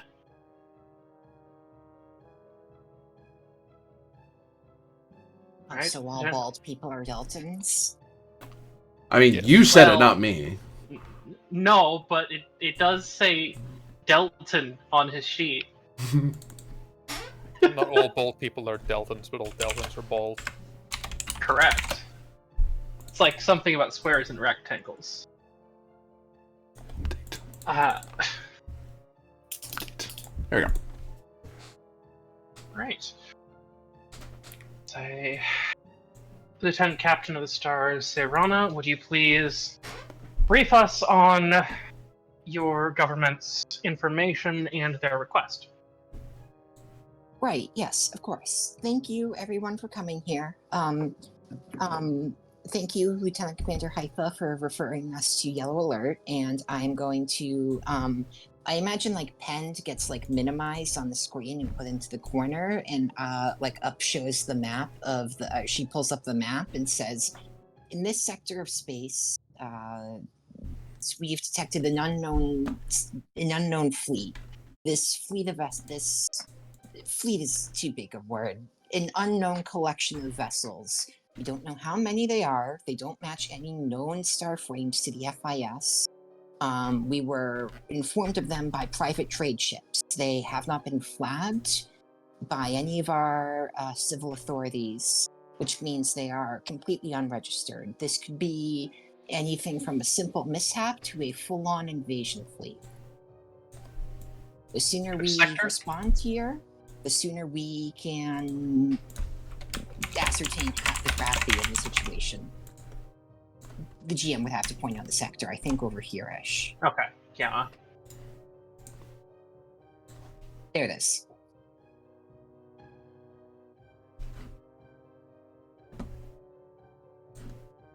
Right, and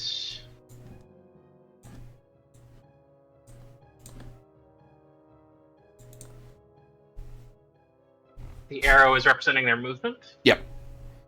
Okay. What? Okay.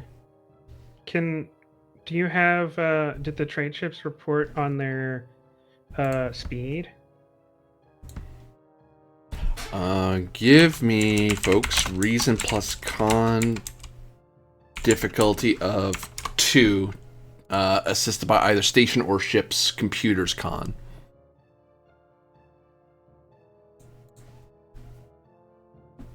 Is there someone who's better than 10? On a reason con, I've got a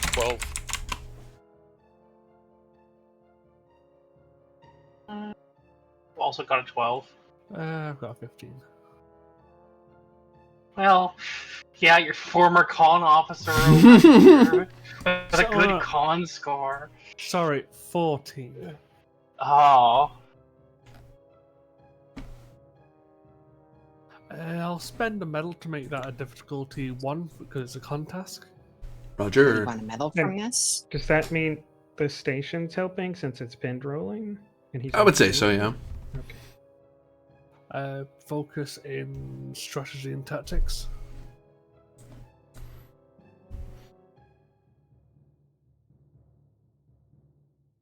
I would say so, yeah. Oh, why'd I close that? I need that.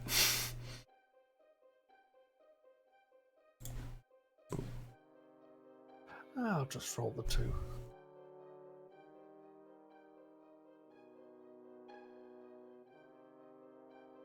Gain a momentum. And the ship station. Station was rolled by Hi-Fi, I believe. Oh, was it? Well, yeah, it was difficulty 1, so we gained 3. Oh, you're right, yeah.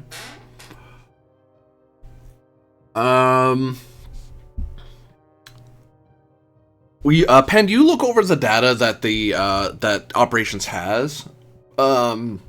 The problem is these trade vessels they just noted a contact. They weren't doing terribly good. They weren't really checking for speed and velocity because they weren't a patrol ship. They were just people who happened to see them.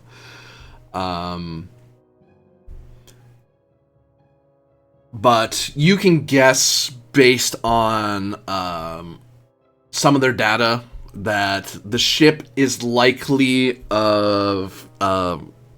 is not an FIS ship because they'd be going quantum slipstream. That you wouldn't see them moving in warp. They'd be either where they're going or they're in the quantum slipstream somewhere. But so this is some sort of alpha quadrant or beta quadrant species. If it's a freighter, it's a collection of contacts, so it's unlikely that there are a bunch of big cruisers or dreadnoughts of any kind. So it's likely small corvettes or freighters. So you're thinking anywhere between warp 7, maybe warp 9.9. Like, it's a huge gap because you don't know just because there's not enough data, but you can guess that they're likely going to they could probably get to the Eta subsector anywhere within the next 3 days or the next 14 hours. That's hard to say without a more detailed scan.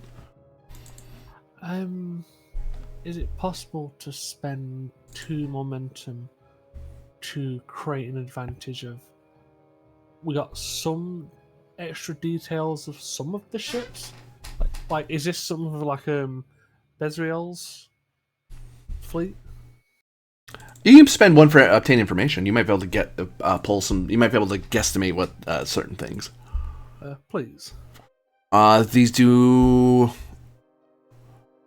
Say the question again. Sorry, just make sure I don't misunderstand. So, is it possible that some of these ships, it's been reported multiple ships, match some of the ones that are in Bezriel's fleet?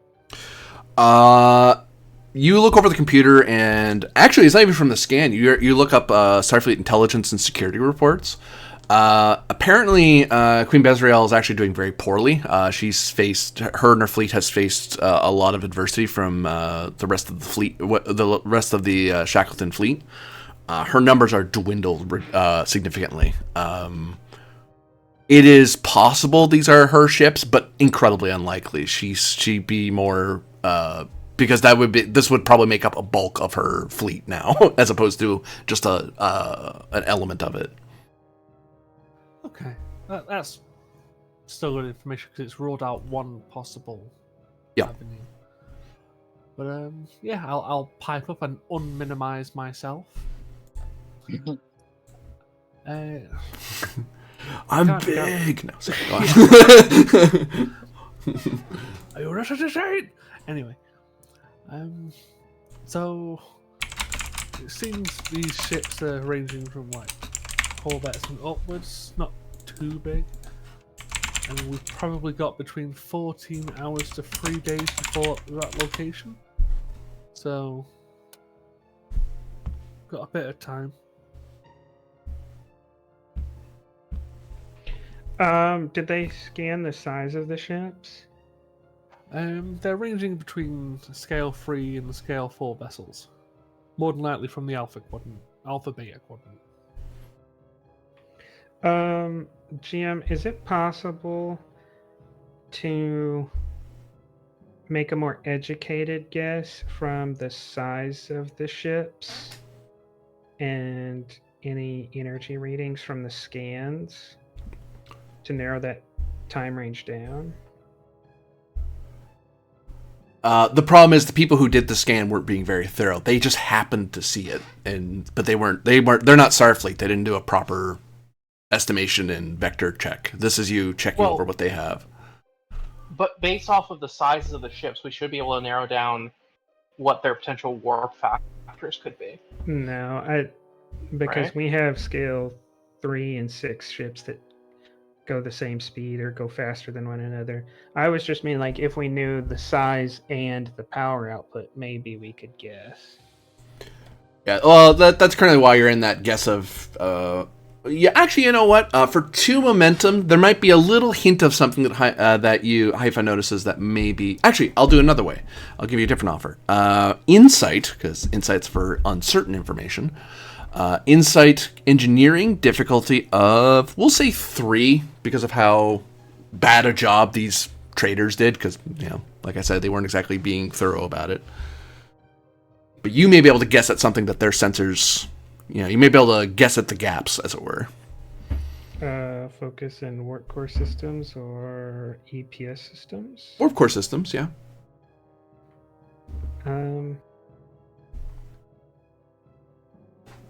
I'll spend 3 momentum. How dare you?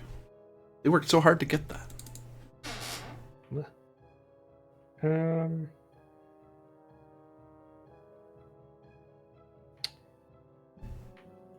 see. Oh, I kind of want to go ahead and get this because it gives the possibility that we could jump directly to them, or at least jump within a few hours of warp to them.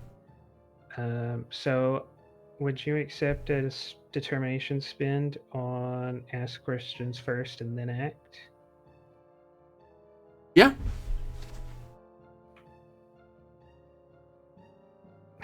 Well, just enough.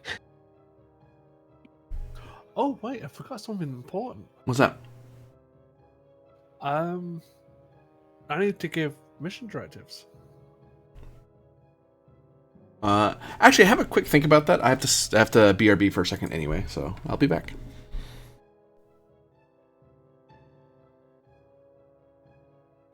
I just remembered I need to do that. You have a job! Apparently. Wild. Easy one, prime directive. That's I think we get that one always. Yeah. Like you can spend that even if you don't have it. So. Investigate the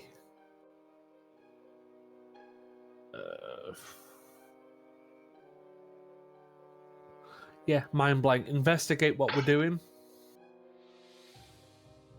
Investigate the suspicious contacts, or investigate the. I think we need both. a little more than that. Yeah, sorry, I completely mind blanked. Yeah.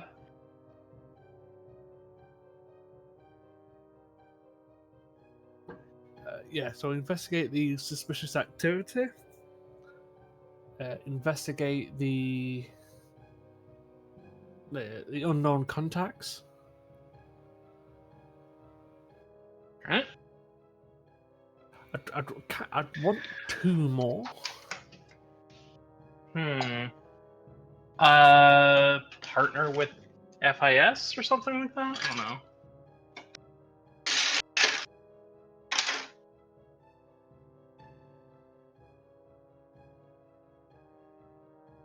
Yeah, I'm just gonna write it in Discord. Instead of me trying to fucking remember things.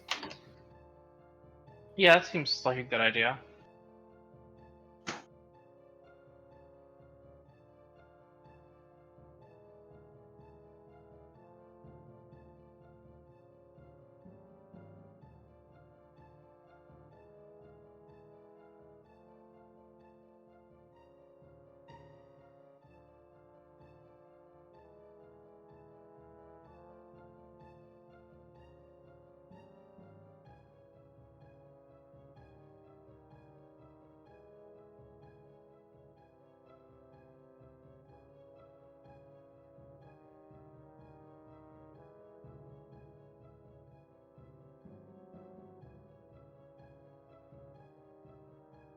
Yeah, so investigate unknown contacts, investigate the asteroid lab incident, cooperate with the FIS, and one more.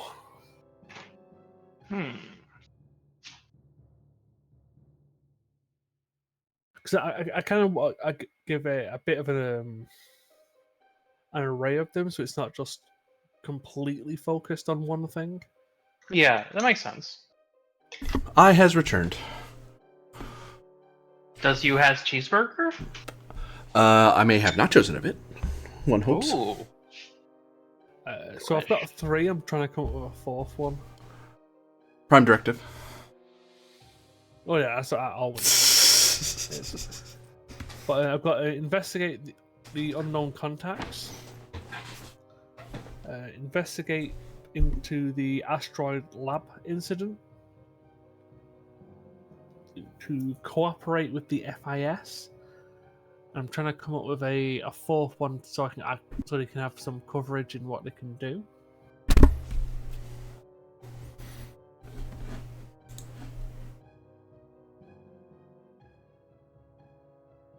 But yeah, that's all I've got.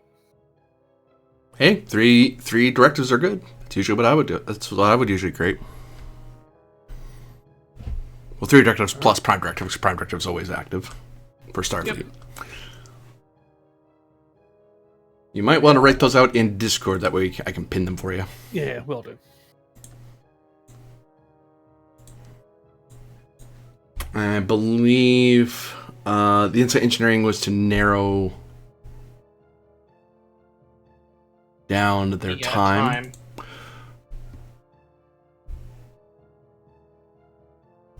You're based on the energy readings, and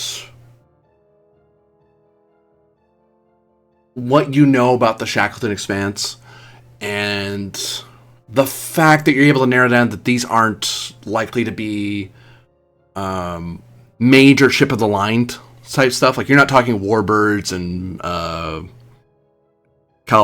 Californians, and Parliaments and Fortune classes. You're talking like, this sounds like a freighter, or maybe a private cruiser or something like that. Like, private cruiser in the sense that it has phasers and it's big, or a mega freight or something like that. So there's only so fast it really can go. But you know that the sciences of warp core technology has gone a long way in the last 8 years, and Shackleton's been understood in the last year a little more. So you're guessing that this ship's probably somewhere more in the warp 9 to 9.6 range, so between a day to 23 hours. So you're able to shrink the gap significantly based on, because you get the feeling that they're trying, since they're skirting along the edge, they're likely trying to evade detection, and they're probably trying to hammer down. I would say to you that they might theoretically be moving at warp 9.6. Like 9.6 probably their max speed, because not a lot of ships that are privately owned can go that fast. Can go faster than that, because that requires like a proper Star Navy shipyard to build, because you're talking cutting edge tech. Especially if someone's not familiar with the Shackleton, they'd want to be very careful about how they fly through it, because a lot of it's uncharted.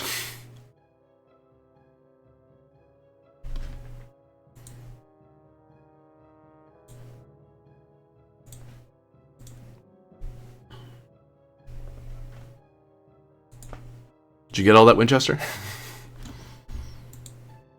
Or am I muted? Nope. Okay, good. I got it. You're fine.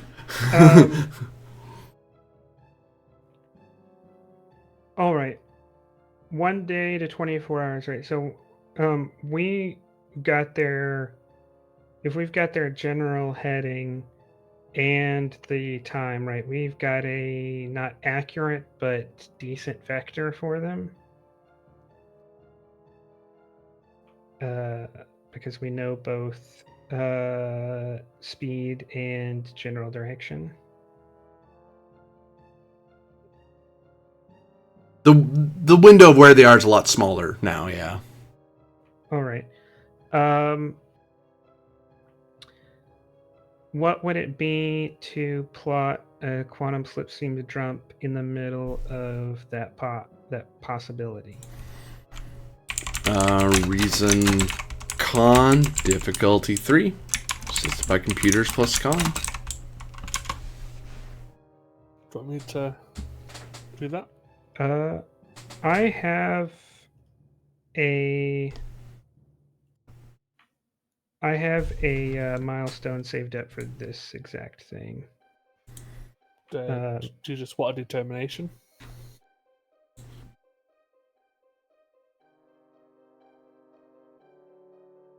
I mean, if you want to. Oh, it might be better if to just get an assist from you, right? If the GM allows that. You can totally assist. And GM, would you accept the milestone I got from the first episode using the QSSD for the first time? Yep. All right, I'll spend that on. Would you take ask questions first, then ask, since we've only gotten this course from asking the correct questions? I'll take that, yeah. You could probably get away with investigate the unknown contact's mission directive. Oh. You could tie it to that mission directive. He's right. I would rather do that, because I've already gotten my milestone for the episode, so might as well get my rep too. Yeah. The Station Command looking out for the garrison. Unlike its ship captain, who is just lazing about in her big fancy chair with her big fancy antennae. Focus in QSD. Yep. So whatever pin there the ship gets is bonus. Would you accept as a focus quantum phase specialist? Probably not. I'd take it. It's in the same... Wait, is that a focus you have? Yeah. Oh, yeah, I'd take it.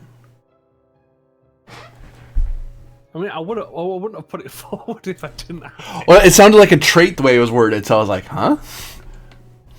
No, I've got a trait of quantum specialist. Oh. Oh, huh. You have a focus. Okay, cool.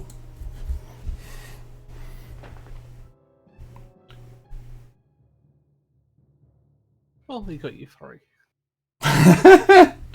Yeah, you're able to plot a course. Just. And that should put us within minutes of warping to them, right? Even if they're at the far edge of that circle. Yeah, they'll be. You should be able to pick them up on extreme range sensors, because you don't know because 3-dimensional space, right? You're putting yourself in the middle of a bubble, so you have the most chance of seeing them or just happening to pop up right in front of them.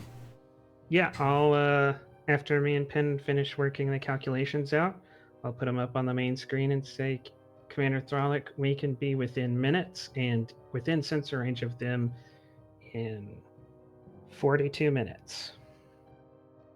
Once just enough time to get the weapon system reintegrated.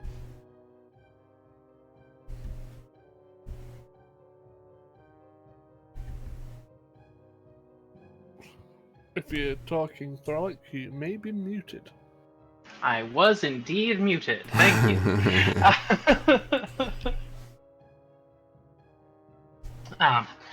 Thank you for your calculations, Lieutenant Commander. I would suggest, however, that I'm not certain if the quantum slipstream burst drive is necessary at this time. We can beat them to their destination using traditional warp drive. And plopping us in the middle of them, if they do have nefarious plans, we will be able to stop it much quicker and get a greater understanding of the situation. This is true. However, the quantum slipstream drive is something that leaves us vulnerable when activated. We jump in unknown and do not have the ability to retreat. It is a very risky lunge. Sometimes the best of Starfleet is taking that risk and going for it, because we can help these people faster, right? We could do all kinds of things from the station to observe the situation, wait, but this gives us the opportunity to act now. Find your rashness disturbing, Commander. I find your Haifa then stops himself and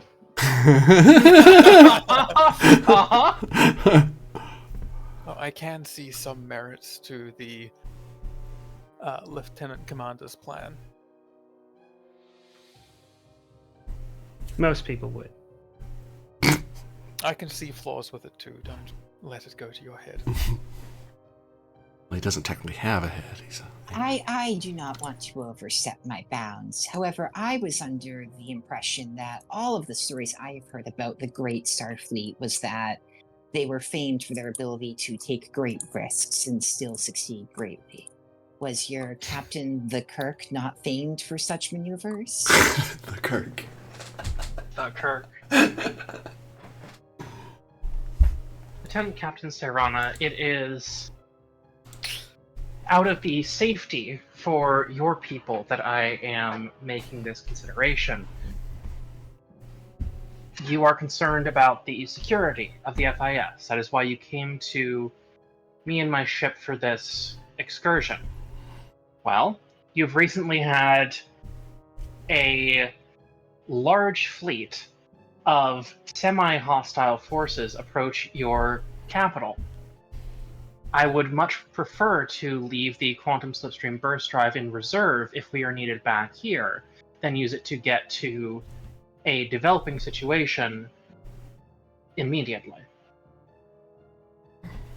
Which wouldn't be necessary if we knew where the fleet was. Hmm? I will take a look over at Haifa and not say anything. Because I'm right. Arias. I'm sensing a lot of tension in this room, so I will concede to the judgment of the commander captain of this great vessel.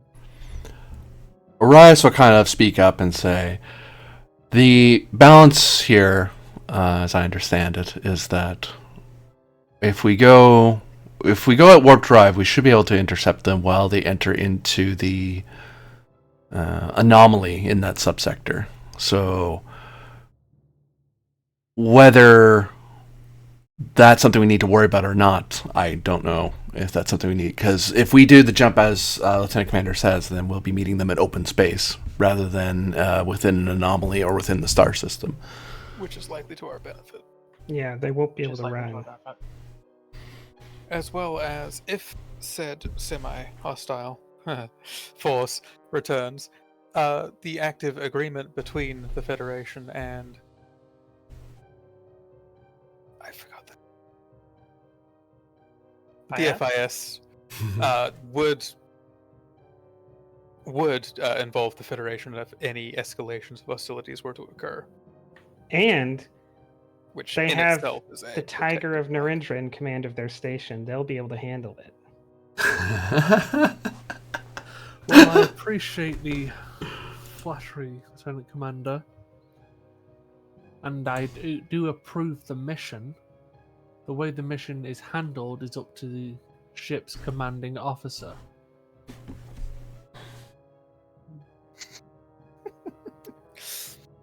Would certainly catch them by surprise.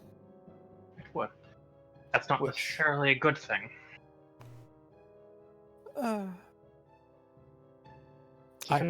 While their activity is suspicious, we don't know for certain that it's hostile. I don't want to escalate a situation needlessly. What would our estimated time of arrival at an intercept course be using Beth's speed and warp.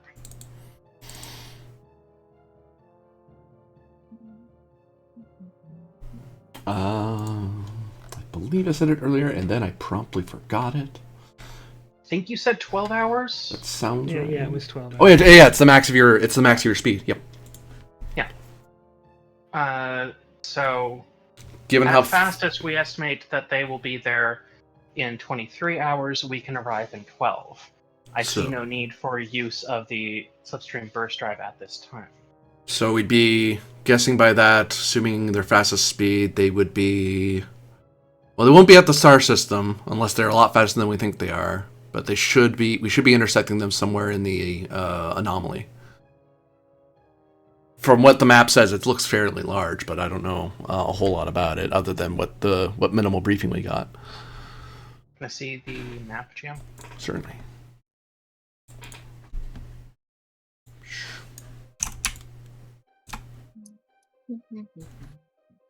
And is the anomaly the green bit, or? Yeah. Okay. So it's going to be somewhere... You're likely going to encounter them... somewhere probably here-ish. So, if not in it, then approaching it. Yeah, so high likelihood they're approaching it if they're on the faster side of our estimation than inside of it. Yeah, if they're a lot slower, they'll be like way back here. Okay. But if they're a lot faster, they'll be like here or here.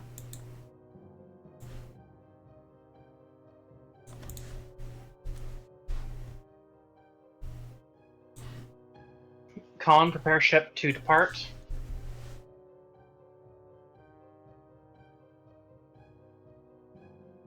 Aye, Captain, what speed? And heading. Maximum warp intercept course being forwarded to you by Lieutenant Captain Serrano. Aye, Captain. Oh, yes, of course. I will deliver that information to them in person. And she is going to leave the room because it sounds like some Starfleet discipline stuff has to go. And I would like to see the ship in action. Which one? She's going to like slime her way in here and then say, "Now, which one of you is the con?" That would be me. That would be. I mean, that would be me. Lieutenant Captain. The Lieutenant Captain. Yes. Now, and she's going to walk over and say, "These are these coordinates. Input them onto your very flat and buttonless display." The officer blinks at you for a second and stares at you, maybe a minute too long, just out of sheer... They haven't stepped off the ship, so they're not used to Epentari yet, and it's just one of those... Yes, Lieutenant Captain. And starts tapping away at it. Very good. This is a very impressive bridge. I think it would be quite nice if perhaps there was a banner between these two spots. It would really complete the room. Meanwhile, in the conference room. Yeah, back in the briefing room. I'll say,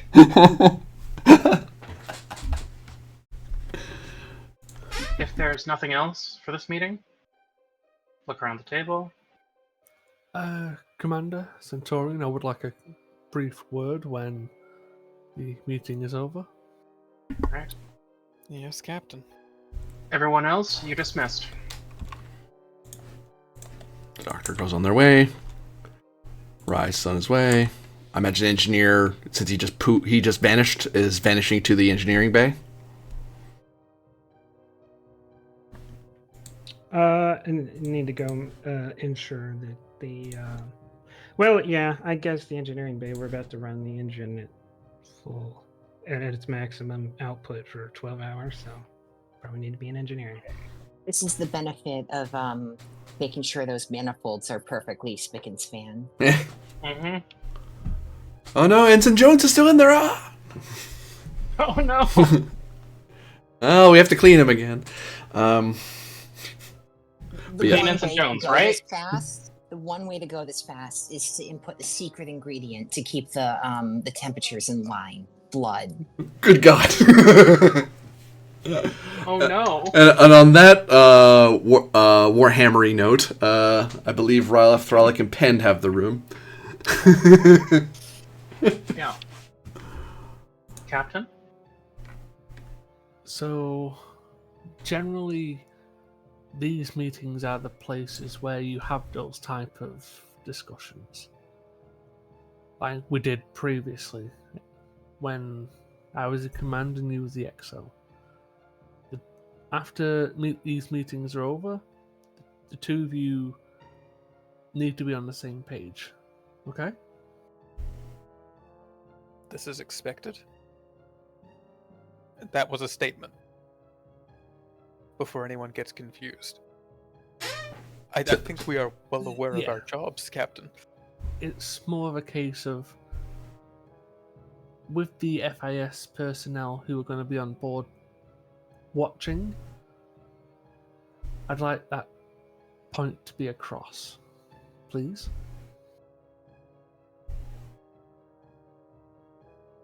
I am well aware of the expected duties of a Starfleet officer, Captain. This isn't me complaining about what you've done. This is just especially how your engineer has decided to nearly cross the line. I just want to continue having us show the best foot for now, if possible. I'll do my best to be diplomatic with the FIS personnel on board, Captain. And for what it's worth, I do agree with your course of action in getting there. It's better to have something in reserve than be caught in the middle of nowhere. The blade pulled early is often knocked out of your hand. Precisely. Well, I shan't keep you two any longer and hope the mission is a success. Captain? Captain. Cuts off the screen. You know, Captain, there's a similar saying on Romulus, although it is the early blade severs the opposition's hand before they can draw.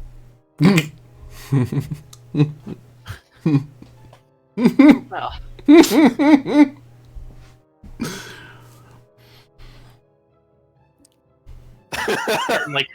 It's certainly colorful. Yeah, but you need to know whose hand you're severing. Nah, not really. Not really. That's what interrogations are for. Yeah.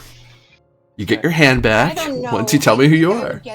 I think I would get in trouble with the Starfleet if I started severing appendages of people without, even knowing who they are first or why I am doing that. I think that's generally called cruel and unusual punishment. Well, it's not punishment if you don't know who they are. I guess. I mean, it's Relo a does cruel have and a... unusual greeting. Yeah. You can just grow that appendage back, right? Oh, right. Right. You guys can't do that. I mean maybe. Aliens, if they don't have any hands to shake. Yeah. Centurion, now that everyone else has departed, if you... Now he's leaning against the wall. Yeah. What do you think about the course of action? It makes sense. We are not aware of the entire situation, though I would lean towards it being some sort of... I'd be suspicious of, is perhaps the correct wording, of it being some sort of attempt at covering up. I suspect the same thing. I'm also concerned, however, there's a possibility it's a feint, an attempt to draw off forces from the FIS capital. I do believe you're starting to sound like I do. Well, we've worked together for a long time now. For better or for worse, yes. Small smile. Yeah. Like... Throw just kind of shake her head. Yeah, you're so cheese. Frog will just kind of shake her head and say, she showed up with a lot of ships there. It seemed like more than just a power play. You make a show of force with the intent that you will be able to follow through on it. Empty threats only weaken your position. True. Although it is a lot of ships to expand while actively fighting in another conflict. Right. That's what makes me suspicious. One ship, I think it was just posturing. Perhaps a few, an active threat. This many? I'm concerned. The technology of the FIS would give them a decisive advantage. True. That is something worth investing into. I don't want to think about cloaked ships being able to appear whenever, wherever. Oops. Now, it would be a troubling perspective problem. Heck, I barely even want to think about most ships appearing wherever, whenever. It throws everything out of balance. Mm-hmm. Right. Prevent that, then. Stand up. Alright, let's get out to the bridge. Hope the lieutenant captain isn't meddling with affairs too much. How many banners? I'm gonna say 3 proposed, at least. That sounds about reasonable. Go to different doors because why not? Yeah. Well, note that this is like a wall. Like you would go. Is it? Yeah, the reds are the doors. This is like a bathroom like area. How is it? Yeah, that's like a bathroom area. Oh, you're right. Okay, so same door then. Roll refresher, but It looks kind of like it, yeah. Yeah, And okay. then you'd have to go through the captain's specific refresher, right, to go out to the bridge that way. That's funny, yeah. Well, that's just a sink. I'm not sure what that sink's for exactly, but Refresher? Yeah, it can be a refresher if you're ambitious enough. no, no, no! Why does it smell in here? Starfleet's famous for, right? I mean, to be Okay. fair, ambition's got nothing to do with it. It's if you're desperate enough. That's true. Yeah. Captain, I must say this is a truly remarkable, a truly marvelous vessel. I don't know if I've ever seen anything like it. But may I make an interior decoration suggestion? Just gonna look at Thralic. You may suggest. Parts of the ship may feel a little Spartan and militaristic. Yeah, there's not a single glowing thing anywhere in here. So I am to understand the Starfleet does not want this to be a battleship, but a peace ship. Might I recommend some colorful streamers, some plants, balloons even? Perhaps. This is just an idea. A banner could hang very nicely from these 2 posts. It would be incredibly unprofessional of me to recommend she visit the kindergarten.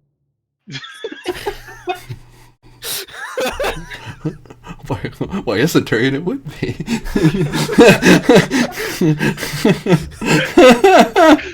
God, this ship has such a different energy than Achilles. I'd be polite. I don't have to follow Starfleet regulations. It's the best part. Yeah. Yeah. I'm afraid that would go against the Starfleet uniform code for proper decoration and maintenance of a starship, Lieutenant Captain. Ah, I see. Those sticklers in Earth ruining it for everyone. Hey, Vulcan can be annoying too. I don't think I've met a Vulcan yet. You were No. sitting next to one. You were Well, just sitting next to okay. one. I mean, yes, but I haven't spoken to them. Yeah. There's also one on the bridge. There is also another one on the bridge, yes. Yeah, but again, I To be- haven't to be spoken fair, to them. It's not. I don't know if meaning that- Serana knows that that person is a Vulcan and not just another Romulan. Yeah. Guys, I would like to stress out that if you've been in a public place, you've probably seen people from all around the world. That doesn't mean you've True. met all of them. I've been to True. airports before. That doesn't mean I've met every person of every nationality who's been in. Well, that's just because you lacked ambition. Just go around and say hi to everybody. That doesn't bother anyone. And you're telling me, for someone that's been so dedicated to preparing for all of this Federation stuff, you never went out of the way to meet a Vulcan? Well, there's none aboard. I tried to approach like a Vulcan in public and asked him what he thought would be like the most appropriate like interior decoration techniques to appeal to Vulcan Starfleet officers, and he didn't respond, and then he walked away from me. So I assumed they weren't going to be that picky anyways. Sounds like a Vulcan. Oh, yeah.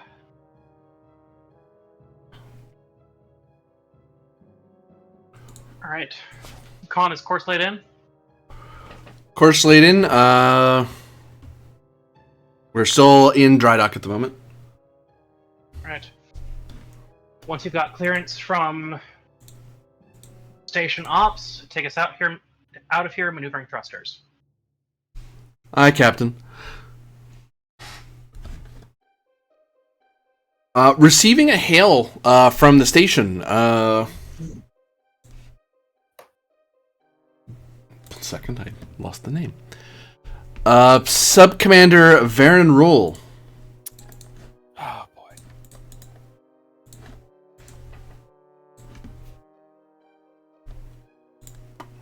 On the screen.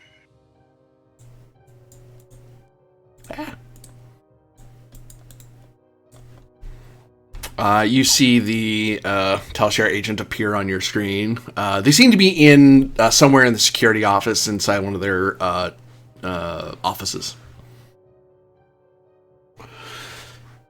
Good day, Captain. Good day.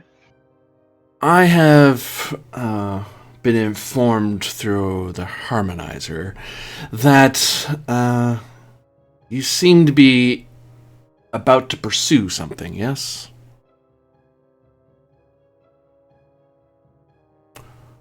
I may have some intelligence if you have the time to hear it.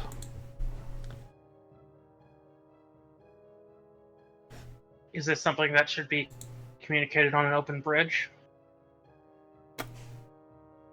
It is of no consequence to the Empire, whether it is or not.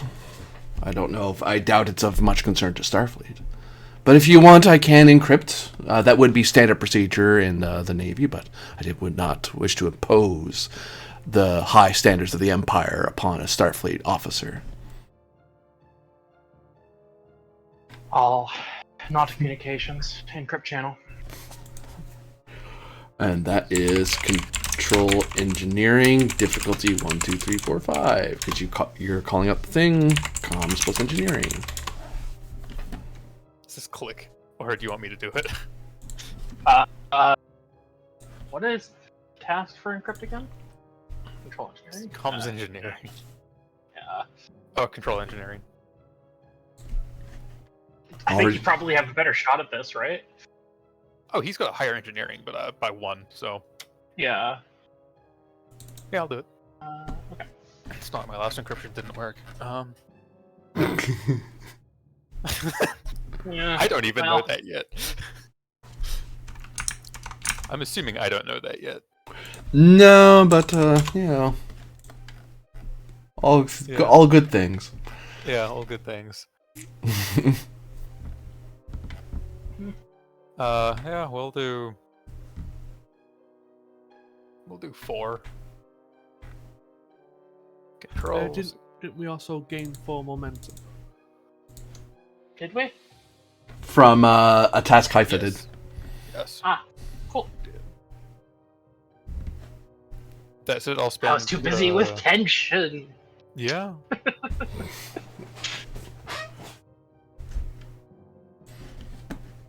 I'll do 3 and 3. 3 and 3. I. Oops.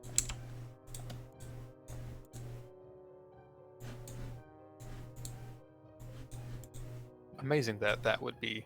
Oh my god. Huh. Yeah, I'm going really amazing No. right now. We do need the ship, though, Captain. Yep. Too busy playing with the momentum trackers. Yeah.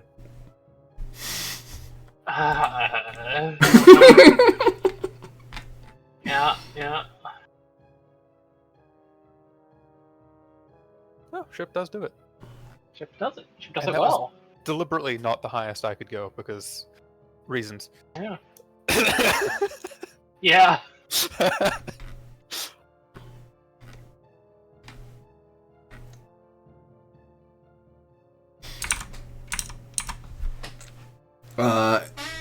And what was the number you were shooting for? Sorry? 4. 4? Okay. So, high, but not the highest. Yeah. Which is mostly I'm sure he'll be able to recognize it's not the highest. And I was like, oh, hopefully, I'm playing mind games. Okay. I'm 100% trying to play mind games.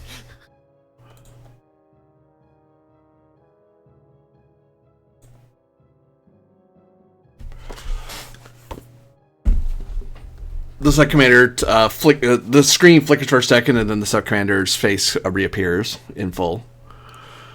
Sub Commander, you may proceed. It is my understanding that a variety of contacts were seen passing through this sector, heading toward the coordinates where the potential project was being worked on. And I've been sitting here while the Harmonizer's busy interrogating somebody, that there are certain actors that we in the Empire are aware of, that I believe I know which one it is most likely to be. There is a consortium of Te.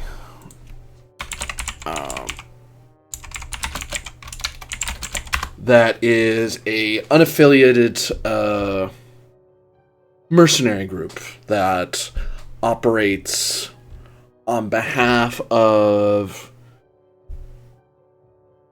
a certain alliance that may or may not be wishing to interfere in our affairs. If it is them, which my estimations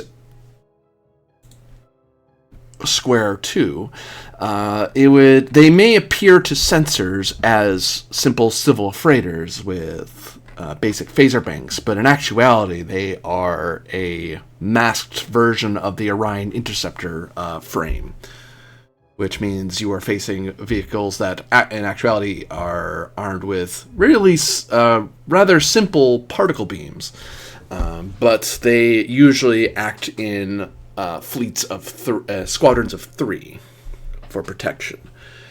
And it's entirely to my estimation that this sort of group of that particular affiliation may or may not wish to either obtain Romulan state property or destroy such thing to frustrate our investigation, and as well as yours. I cannot tell you for certain that I'm correct, but the variables line up far too perfectly. I see. Thank you for your report, Sub-Commander.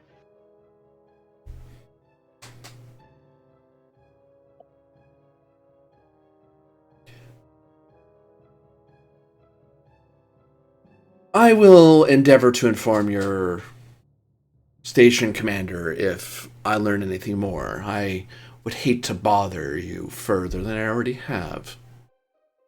Although I do look forward to any information you may or may not receive about the system. As I understand, you'll be within that subsector.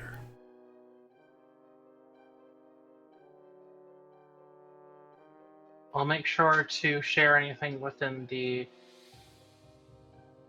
terms of our agreement. Baron's eyes glance over at Ryloff and glance back to Thralic.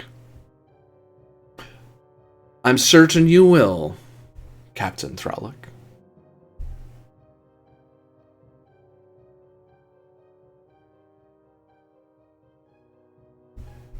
And they lean forward, they press a contact on their side, and then they vanish. As they've cut the communication.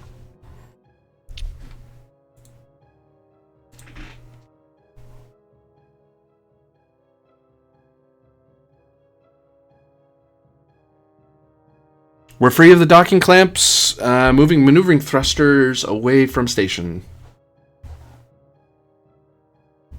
Alright. Once we're at appropriate distance, take us to warp.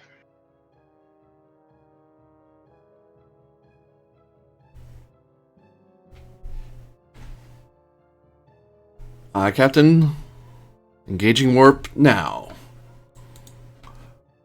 And the Da Vinci 8 warps away at actually a little faster than normal.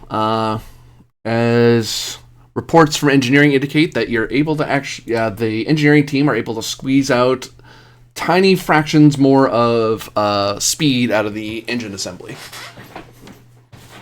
As Haifa and his team are doing their best to increase efficiency of the engine. It's not a permanent speed you'd be able to maintain in future missions, but for now, Haifa's team is able to squeeze just a tiny bit more. So the con officer reports that you're going to get there in 10 hours, not 12. Assuming everything goes well. I will make a personal note that the unit credit allowance of the engineering team should receive some sort of bonus from the FIS for their truly hard work and dedication in getting the ship combat ready in such short notice. Presence above and beyond. Presence command difficulty 1. Okay. As you recommend a bonus from the FIS. Presence command. A focus in politics, if I know how to schmooze the right people to get this to happen. I suppose, yeah. All right. Why don't you take? I'll spend. You said diff 3. Did you say diff 2 or diff 3? I'm sorry, I forgot. Diff 1. Oh, diff 1. Okay. Everyone. I mean, I can start making everything diff 3 if people want. Everyone seems really convinced that's what I'm saying. Yeah. Diff 5, I guess. All tats are diff 5 now. I want to challenge you a bit. I bet. Well, alright. I mean, have to spend more resources, I guess.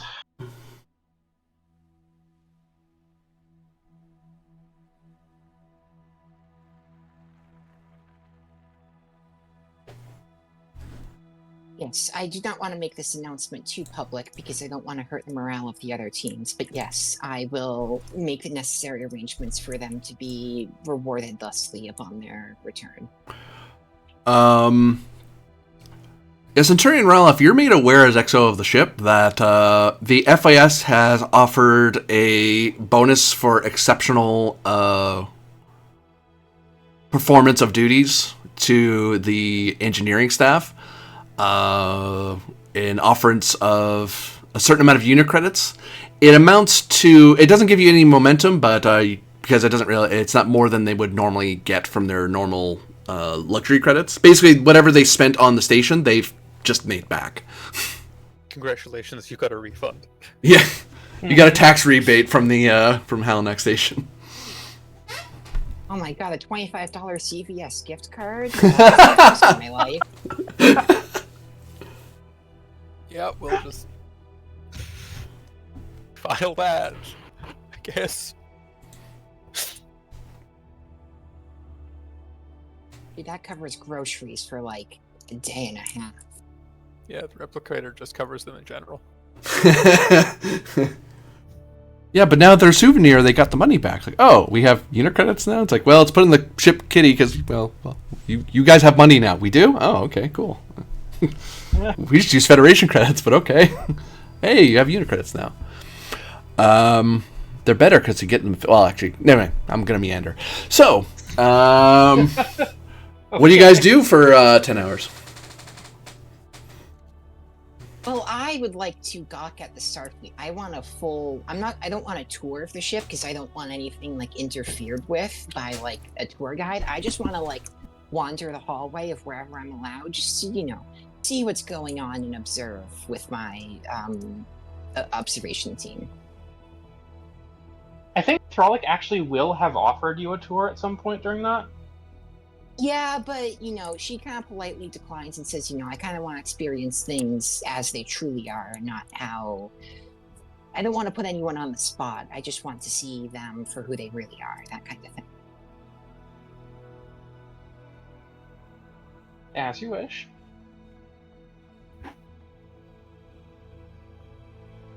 Sure, I do it. I get dinged.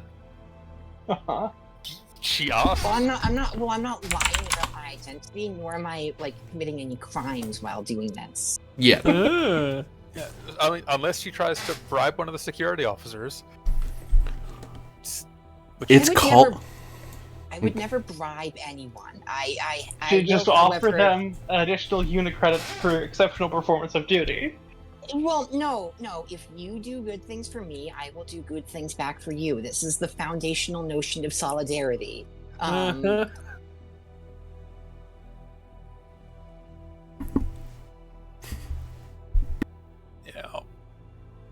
So you're saying that Penn shouldn't have gotten in trouble for offering a police officer a fun time at his bar?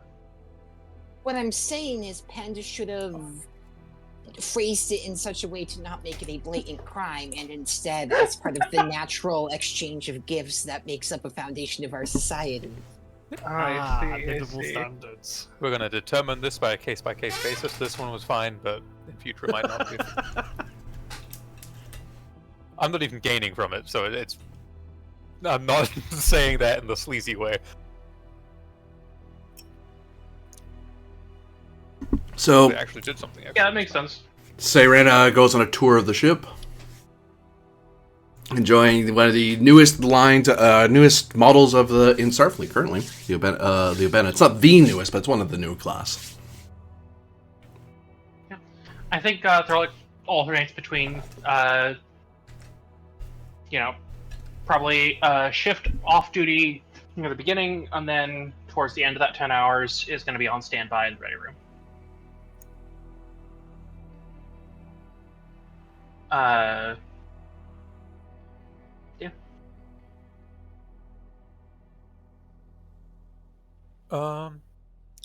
Yeah, XO duty. We'll oversee some,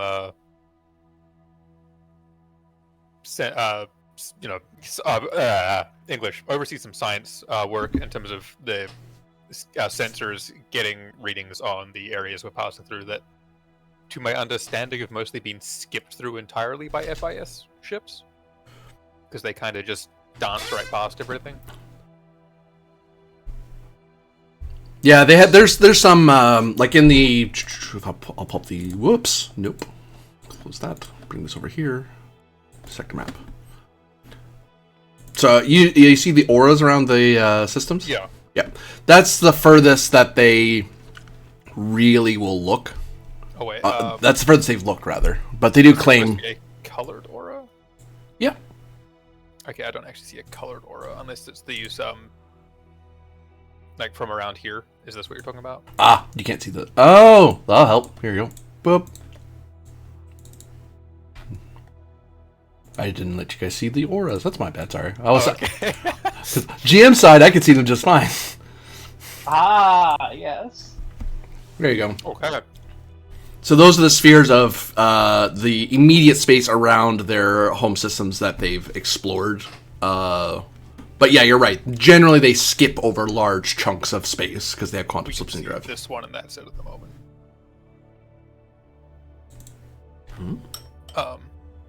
Yeah, there's one purple thing around Gamma. If there's any other spheres that aren't just the FIS symbol, we don't see those. Nope. Oh, I'm going to refresh quickly. There should Sometimes be- refresh. Oh, no, that Yep, didn't need there's to. You just Halanak. fixed it. Yep. it should be. Oh, the brown one's hard to see. That's why. So the middle one, there's like a brown one, but it basically covers the. It's the badge, the FIS badge kind of Like covers that region. coterminous. Okay. Because yeah, if I pull it down to like here, Oh, I see it. Yeah, Oh, yeah, yeah, yeah. yeah. Yeah, So it's okay, like cool. exactly in the circle. yeah, Yeah. It goes Got it. to the outer limit here. yeah, Okay. So, yeah, probably not immediately, as whenever we're outside of their normal sensor coverage, we'll do that, just because, sure, they might have recorded it at some point in time, but things change and they don't seem to frequently do it. So we'll just organize that happening. It's not me doing it, I'm telling a scientist to do it. yeah. Because I sure as hell can. Well, now with that attitude, jeez. Alright, yeah, let me get my science one, I'll do it.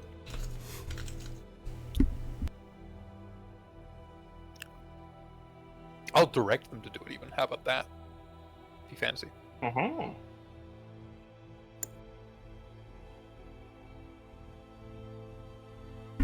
And what is Haifa up to? Um,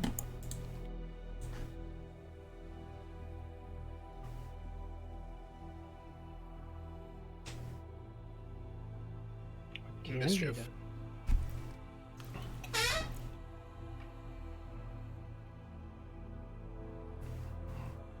What was that? Sorry. What could be done, other than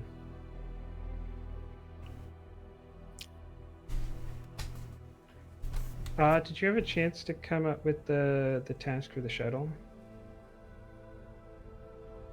Oh, the long-term build. Yeah. I can pull that up. 1 second. He's going to stop politicking in his spare time. No, but a lieutenant captain of the stars who owes me a favor might. Oh, that thing. Yeah. Okay. You'll probably want to meet with Lieutenant Captain of the Stars to get that started before I can even give you the numbers. Yeah. Because if they don't help you, this kind of all falls apart pretty quickly.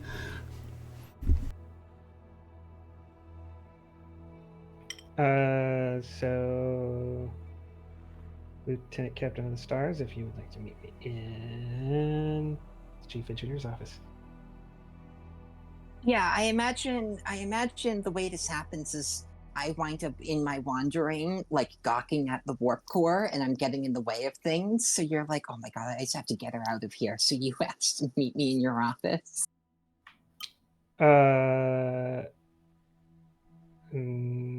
No. I mean, I'm searching for you because I need something from you.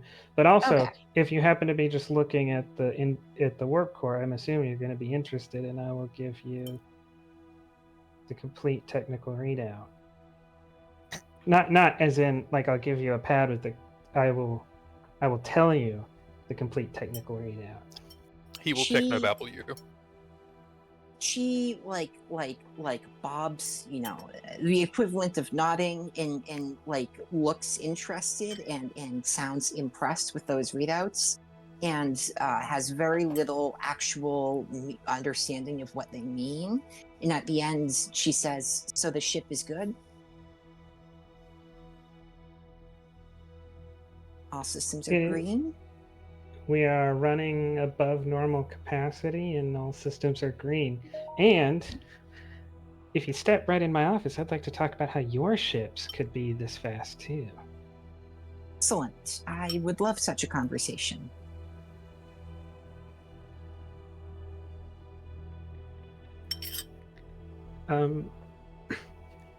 So I would like to start drawing up plans to build a shuttle craft that is entirely of Starfleet make when it comes to control systems, reaction thrusters, weapons. Well, actually, no weapons on the prototype, but for diplomatic reasons.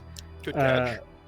but Starfleet transporters, Starfleet cargo handling systems, all of that stuff, and integrated with the FIS QSD.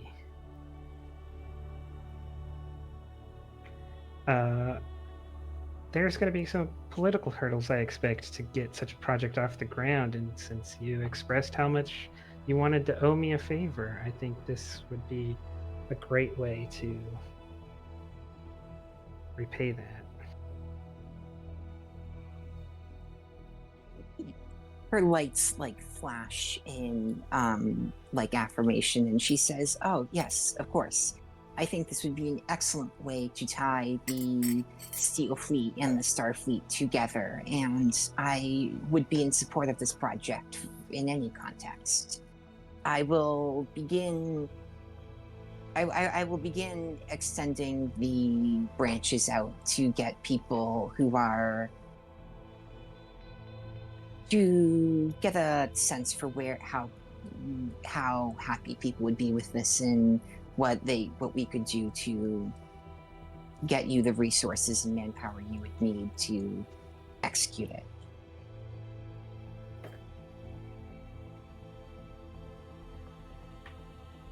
Very well. And like I said, it doesn't have to have weapons. So if there's a hostility towards that, or the fact that it could support weapons in the future, we could design a power system that would catastrophically fail, in a safe manner, should weapons be installed.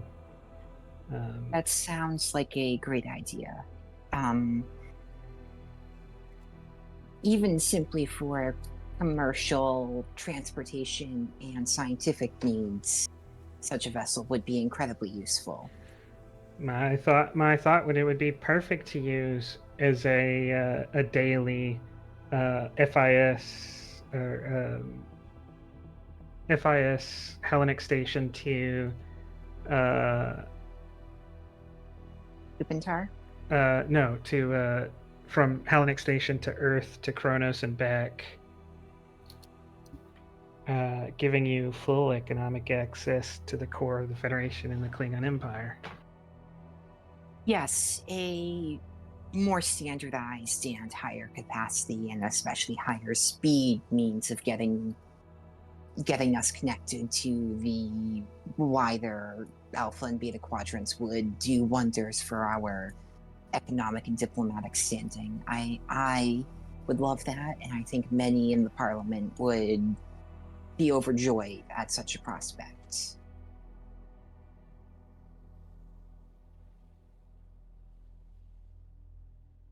Well, this is a lot easier than I thought it was be. When you have approvals, let me know and we'll start drawing up designs. Understood. I will get on that as soon as we are back home. I even know a company who'd love to run this for you. Yeah, I realized as I was thinking, I've done this before. This is what I spent our traveler game doing. Trying to design high distance, high speed transit. That's fantastic. Yeah, we're making like space high speed rail or like space ocean liners. Yeah, you need the services of LatVG, Imperial Shipping. Yeah, I hope you offer a more safe service than the White Star Line. As long as you're not an executive of a rival company. Also, I like how we might be doing like the most classic form of political corruption, that is giving a government contract to a company solely because like I know a guy who is friends with the guy who runs that company. Well, I mean, I think I was mostly joking. So, Okay. right, this is going to be Starfleet built and owned. I think at first, right, the application is going to be that diplomats and information, right, can be sent back across. Right, it's a high-speed transit for diplomatic use, and then later, right, you'd build a cargo version and then you'd have to probably auction off the rights to it or something, But this first one's not for commercial use, I don't think. So to get your you have some time, so you can spend a bit of time working on looking up the paperwork that you would need to assemble. Or you can wait until you get back. But the basic role is you're looking at work 40, magnitude 4, difficulty 3, resistance 3. And basically this is a task that you basically get to try. You get to work at once an episode. Because it's such a massive undertaking. Because you're either researching what you need to know, or you're talking to a bunch of different members of parliament to convince them, or figure out what they need, what favors they want, or what they need explained, and so on. Okay. Probably should pin that, you're right. First roll now. You can, if you like. That would be... oh. Well, fine. 2 of us? Huh? How did that work? Anyway. Give me reason command for this first attempt. Because this is you looking it up. And I'll let you use the ship's computer's command. Okay. This is me looking up and coming to understand our regulations and formulating a proposal. Yeah, and you're also trying to figure out how Starfleet does things. Okay, well, let's make sure, Well, I have a focus in research. Would I be allowed to assist on this? You could, yeah. And that was reason command? Reason command. So does the focus in research apply? It does, yes. Okay, Cultural studies? Yep. I would like to spend my determination on the value we are partners, not subordinates. On the grounds that this is exactly what we're supposed to be doing. We are working together as partners. This isn't them saying, oh, we're going to come in here with a Federation design. We're blending the two in union. It makes sense to me. Okay. So that's instant 2 successes, and now 3 it would be 2 momentum, 3 threat. Oof. Well, I spent my determination, so I guess I'm not really rerolling.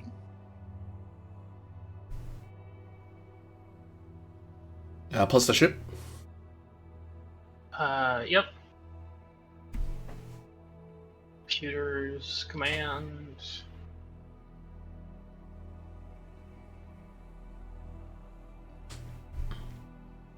Ship missed. Right, well, that is still 4, so that's 1 work. No, you've generated 1 momentum. We're one short. Are you? Oh no, you're right. Sorry, I forgot about determination. So you actually roll for me 6 challenge dice, because it's an extended task. And with the momentum you earn, we can quash that complication. That's true, actually. You can quash the comp. Well, let's do that. 1, 2, Last 3, thing 4, I want is for this 5. thing to have a fatal engineering flaw. we haven't even gotten to that, right? You may just get shut down by Parliament. The complication would be it gets approved by Parliament, but there's some hidden clause in there. Oh yeah. You can have it, but it has to have 3 It has to have need 3 control panels, but only 1 person is allowed to operate it. So yeah, it's functionally dead.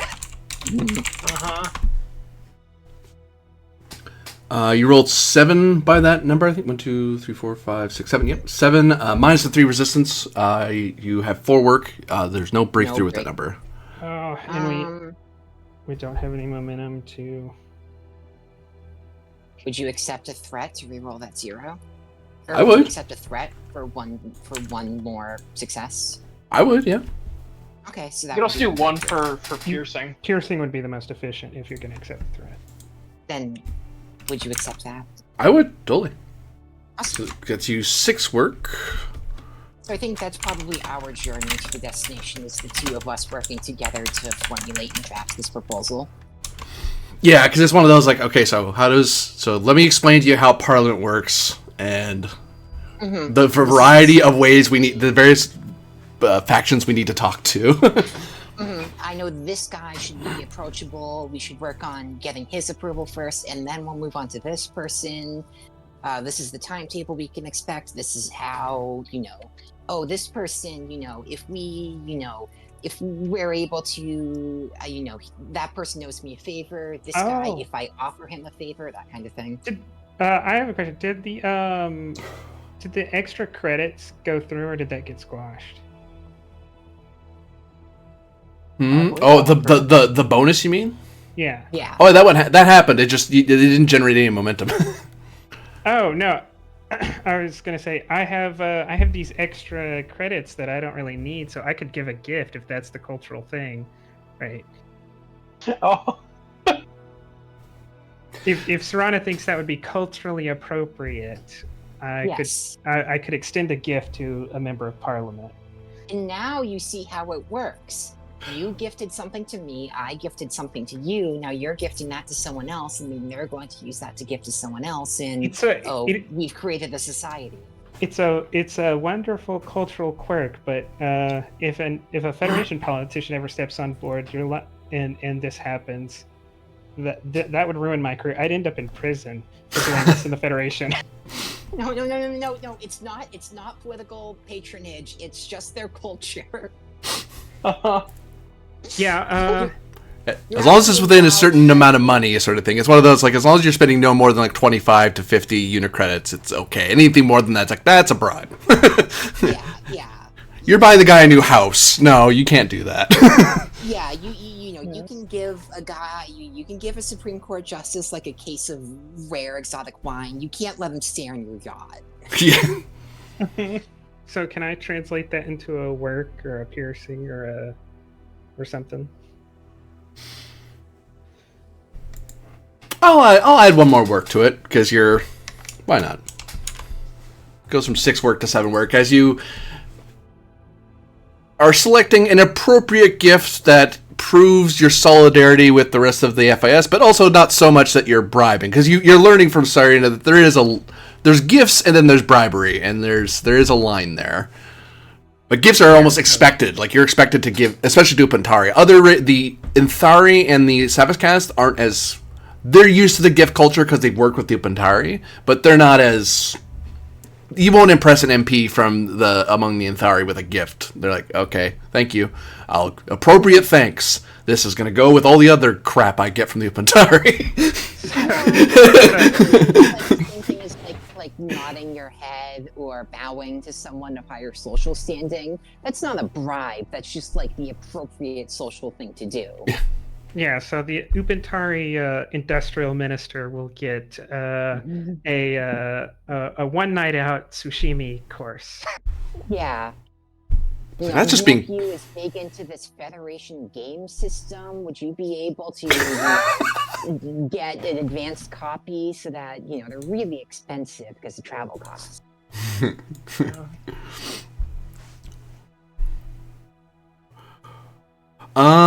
As that bit of patronage, political exchange is going, Commander Thralic, I'm going to ask you for insight, command difficulty 3, as something about what you were told by the sub-commander is tickling the back of your brain from your time earlier in your career.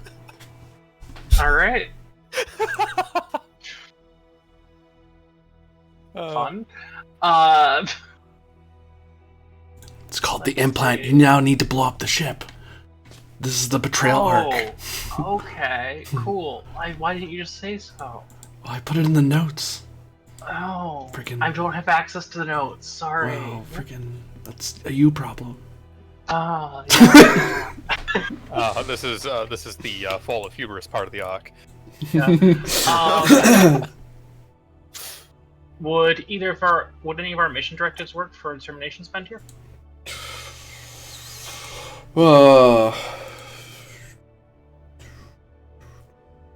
It would fall under unknown contacts, yeah. The first one.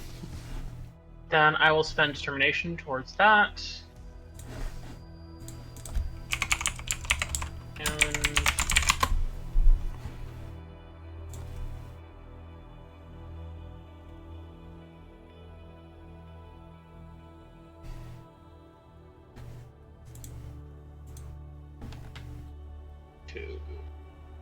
Do a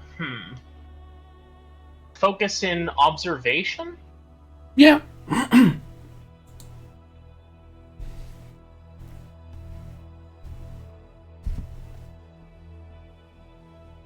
Crap, that's what they're called. Generate 3.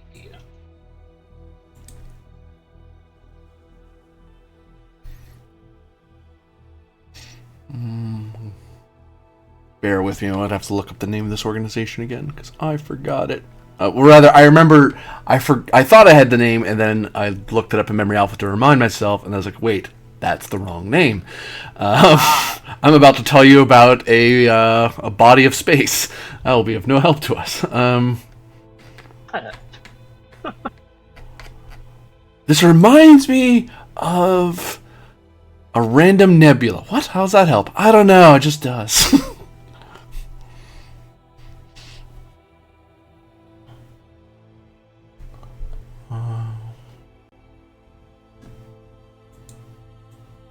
They are called... Oh! That's how I screwed it up. Okay.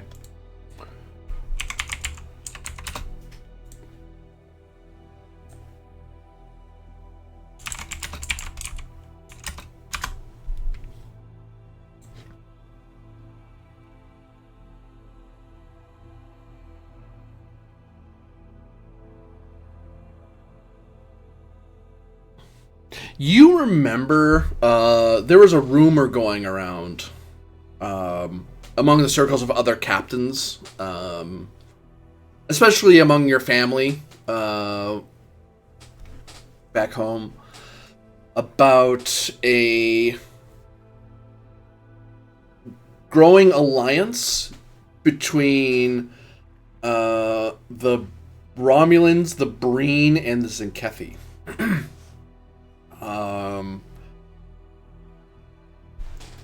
It was some sort of agreement, some sort of alliance, but it's not something you were assigned to. It's something you kind of overheard others in the family talking about, and other captains you've encountered over the last back at the Ranger Station. But you remember the consortium of was it was one of the points of data that indicated that the Consortium of Tay are one of those mercenary groups that usually doesn't pop up on Starfleet's radar. They're too small to really matter, usually. But lately, they've been absent in space. Like, they haven't come up in any captain's logs lately. But it's believed by some people that you know that they are working for this... They are likely working for this alliance. Whatever it's called. That's assuming the alliance actually exists, but this is the first time you've heard anything about the Consortium of Tay involved in anything. And it just so happens to be involved with a Romulan installation, which may or may not be involved in suspicious activity. Alright, I think I'm actually going to draft like a quick... I'm going to draft a quick report then, and encrypt that and fire it off to intelligence at Narendra.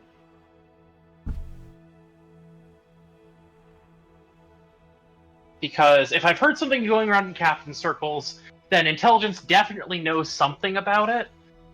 And given that there isn't much Starfleet presence out here, I might be the first captain to have seen these people in a bit.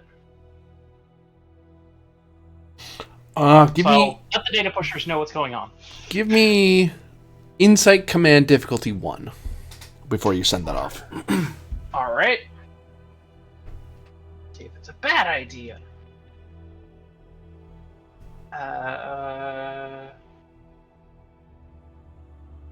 Strategy and tactics focus?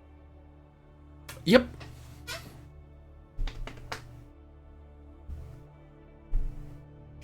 Gain 2 momentum. Generate 2. The proper chain of command, given your current situation, is you would want to report to Captain Penn about this. If you can go around him, but it will cast a you get a reputation ding because you're breaking protocol. Okay. But you could do it. You could just send it straight to Narendra Station, but he's the senior officer in your unit. as the ship and the station is kind of paired together. All right. I mean, yeah. Then I'll send it back to Captain Pend with like a flag suggesting it get forwarded on to intelligence. A flag, perhaps one that's like hung between 2 points. Like, Why is there a banner in my office? Tear that thing down. No. Apparently, Commander Thralic said you had to put it there. I'm pretty sure that's not what they said, Batari officer, but thanks anyway. I can't believe you wrote a whole report on a banner, but all right. Yeah. But yeah, I'll pass it along to Captain Penn with the suggestion that that the relevant information might be good to forward to intelligence. Okay. I would suggest writing that as a note somewhere for yourself, because he's not here at the moment. The player is not here, rather.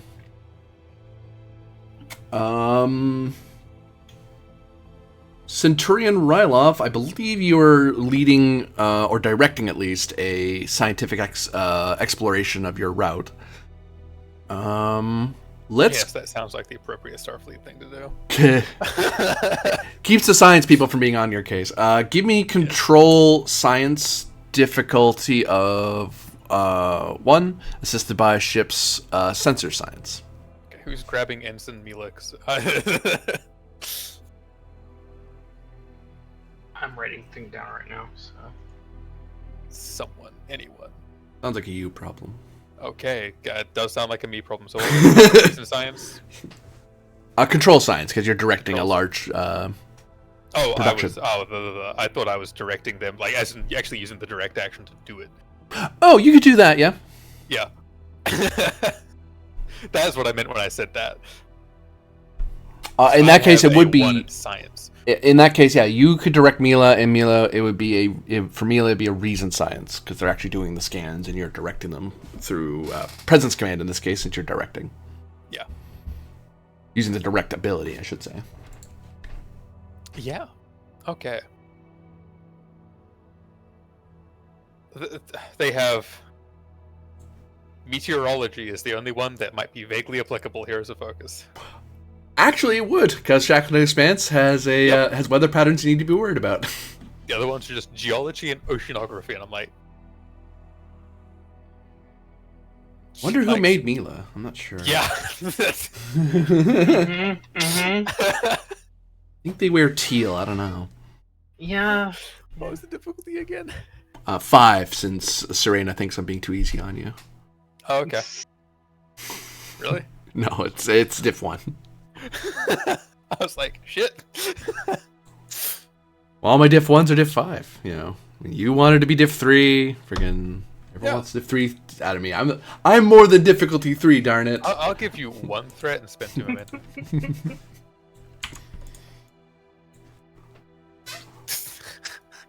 Yeah, okay. And where the hell is my sheet again? There it is. Presence command is not something I'm actually amazing at, but who would have thought that? I say as I You do?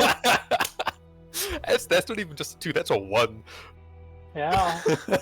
All right. So we'll quash that complication, and we still made 1. 1, yeah. You say the journey is very interesting for the science department, as they're able to map some of the not as much as they would like, because you are blasting across space at max speed, but like a preliminary survey. Get used to it. They are actually able to say to you,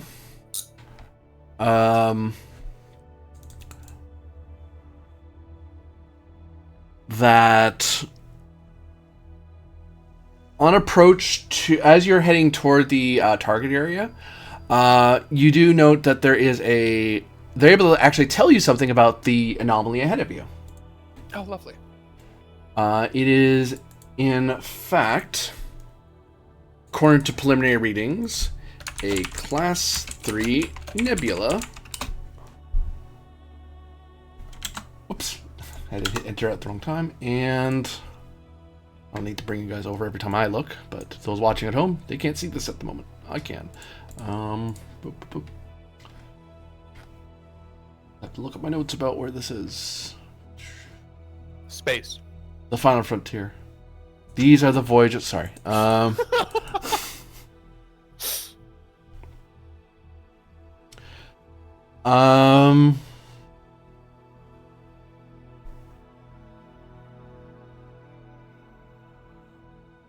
should just grab that number. I think that's all I have on it. Just check. Oh wait. Yeah, I have it in my thing. But I can't check it here. Actually, I know what to do. Because I don't want to spoil things for people watching. So, 1 second. We're still here. I just have to check notes, but not show on camera my notes. Because the notes are in Roll20, so... And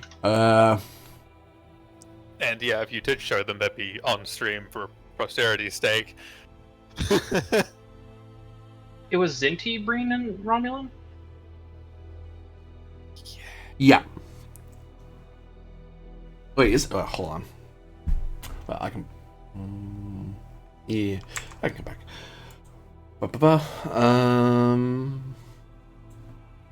Sorry, I'm doubting myself now.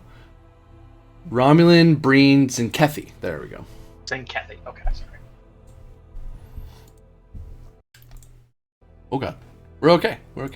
That makes more sense based on where we are. I was like, wait, hold on. They're on like the other side. Yeah. Well, welcome to the right screen of death, everybody. I don't know what I did. Something. Oh. There we go. I'm back. I'm not sure what happened there. Anyway, there is a star system in the nebula, which coordinates with it's a Class K 7 star. They're not seeing a lot of energy readings that are very big, so that indicates there's no space station, or if there is one, it's small. And there's not a huge presence of ships out that way. But then again, that could be the nebula masking things. Actually, that could be true of the space station. The star's easy for her to see, but Class 3, actually, with a Class 3 nebula, she can tell you, now that I think about it more, that tasks to sense things while in the nebula are increased by 3, as well as shooting at things in there, because your target acquisition's harder. Yeah. But as for what other, if it's particularly volatile and such, she would need a more detailed thing. But she can tell this just because she's already doing existing scans anyway. It's like, well, I can see the nebula because now astrometrics are looking at stuff. But she can say that meteorologically, the weather in this part of the sector is fairly stable. It's actually a lot more stable than it otherwise is in the Shackleton. For what precise reason, she's not sure yet. That would require more in-depth surveys, but currently the weather's thinning. I am sure you'll get your chance for more in-depth surveys when we're not being sent on brushfire missions. And we'll pass that report on to the captain, just so that she is aware of the potentially increased difficulties of finding our targets if we do arrive at the time they are within the nebula. Alright. We can probably still pull it off. It's just going to be far harder than it needs to be. 3 difficulty increases, nothing to sneeze at.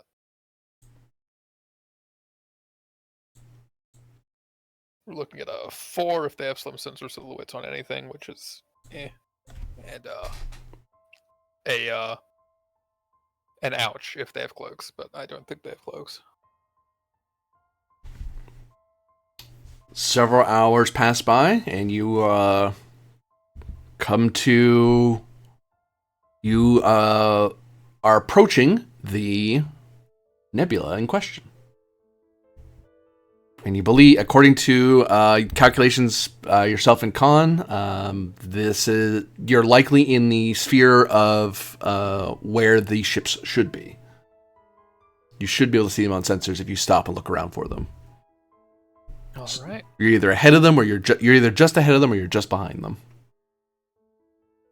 All right, come to a stop. Let's get those scans, and we'll let Thralic know with just a little ping that we have arrived in location. All right.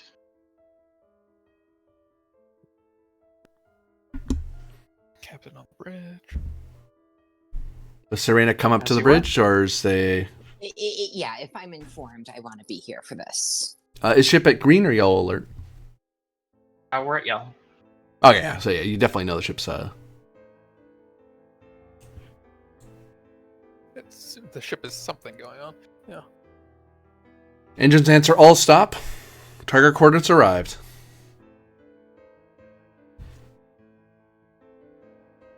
And on screen, the ship kind of you can see a turning a wide greenish nebula that seems to almost be smoky in appearance, as it seems to be muffling some of the light that's emanating from within the nebula. Alright. Sensors get me track on previously established bogeys. He's in science. Difficulty of 4. Assisted by sensors plus science. Is it diff 4 because they're in the nebula? It's even harder. Because distance is a thing. How far are they? That was just the nebula, not the distance. They're not on top of you. They're not next to you. So +2. So that's actually difficulty 6. Okay. She is a character that was, I believe, her first activation. Was it her second? It was her second. It was her second? Okay.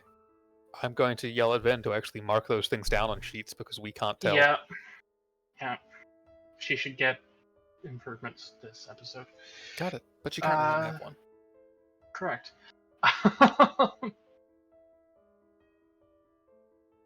Fun. Let's see.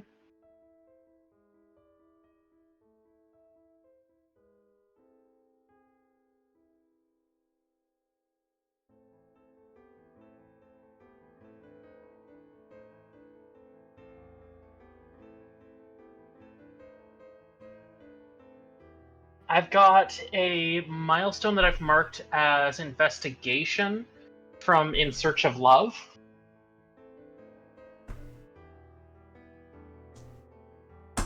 One second. Control F. There we go.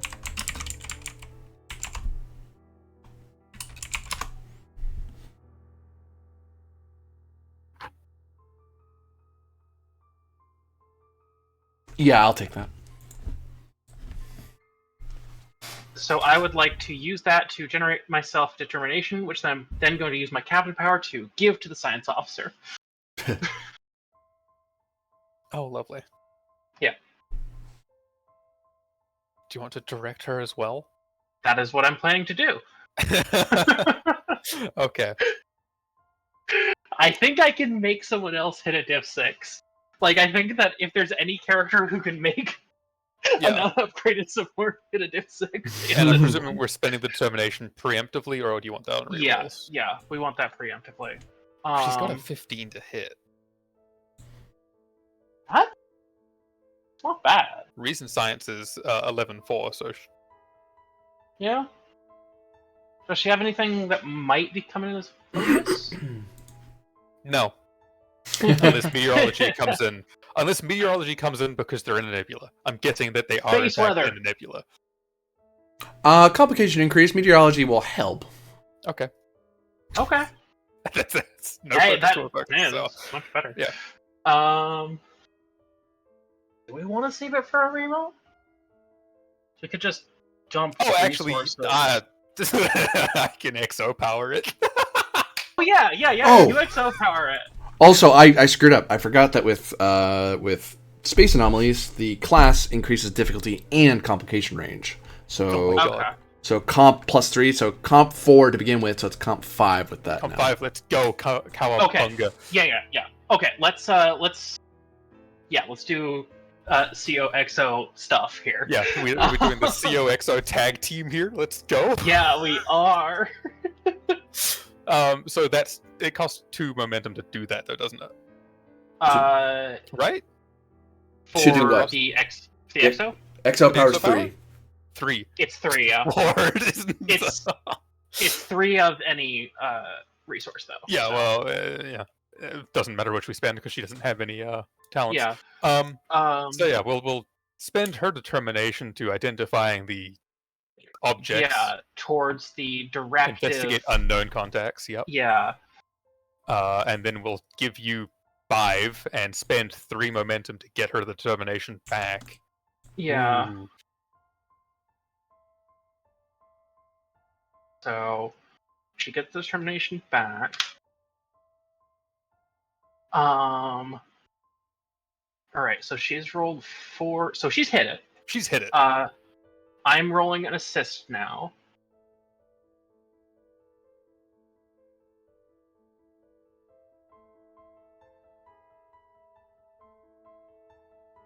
Don't know why I rolled Insight Command. It should have been Presence. It's just 1 higher, though, so... You hit anyway? Hit anyway.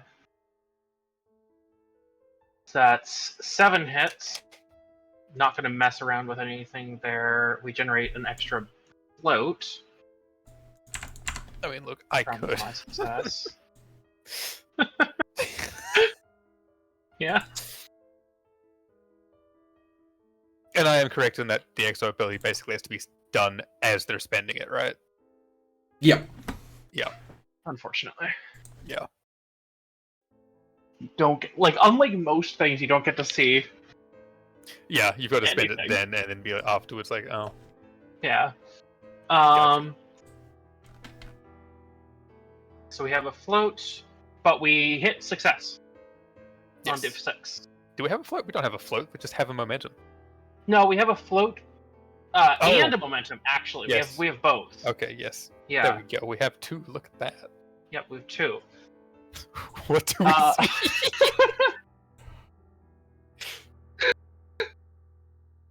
We're competent. I mean, Supports. 3 contacts are in the nebula at high warp, moving away from you. They match.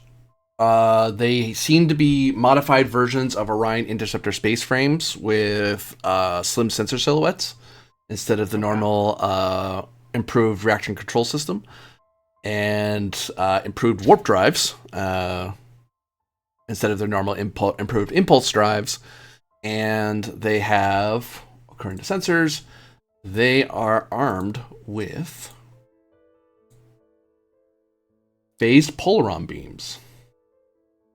Say I'm paranoid when I say, oh, slim sensor silhouettes. And then they actually have slim sensor silhouettes. Alright. Okay. And they're currently at long range to you when you detect them.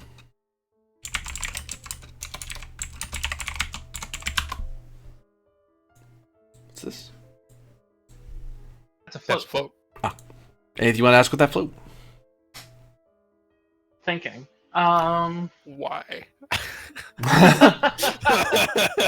Always a good question. He would hand it back to us. Let's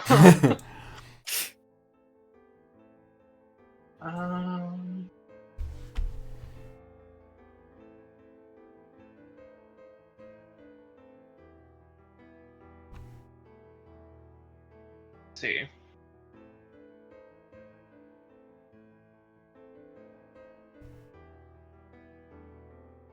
We could also spend it in conjunction with the other one for an advantage, I guess.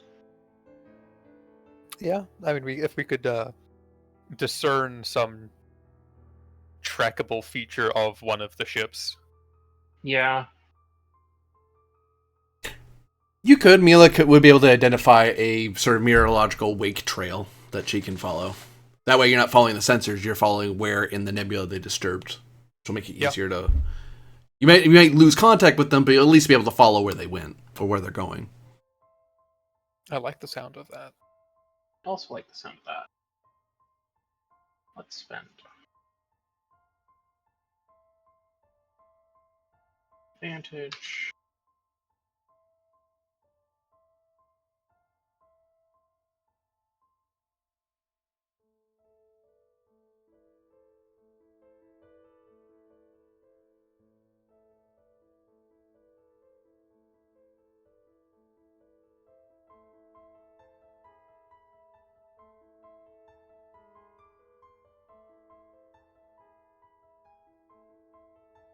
Why can't I spell? Here we go.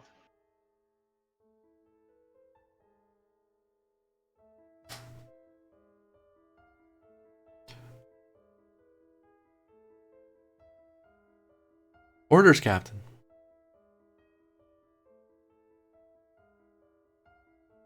Set pursuit course of the unidentified vessels, continuous scans. Keep it. I want to... Yeah. Precisely. Keep it what, sorry? Keep in the wake. Khan looks over and says, do you want me to try to hide that we're following them, or like trail back a bit, or do you want us to just go right on top, intercept with them completely?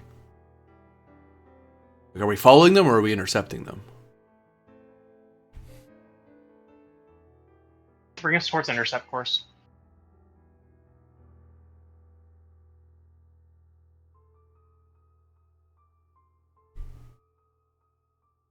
As you close to... how close do you want to be when you warp on top of them? Because you, in theory, could try to warp to be within close range or medium range of them. Probably medium? Yeah. Close is like basically a hostile action. Yeah, you're right in someone's personal space, and in interstellar terms, you're in someone's personal space. You're in transporter range at that point. Also, typically most normal civilian ships don't have some sinister silhouettes activated. That kind of implies smugglers. So. Yep. Yes, you must be aware that we are operating with full legal authority, and that they are criminals, no matter what. I don't disagree with medium range. I'm more saying that this is a, what would the phrase be? Probable cause. Yes. I recommend medium range as well. We need not shoot if we need not have to. Oh no, medium range is the perfect range for our weapons, actually. I mean, we need not provoke aggression if we can settle this diplomatically. That is a lot of threat for, I'm presuming, them leaving.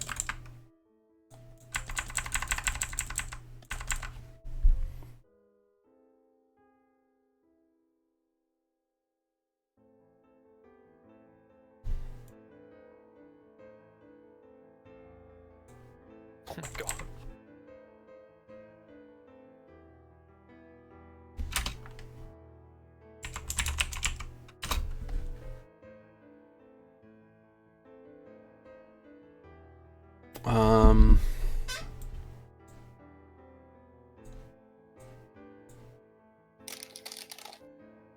Good lord.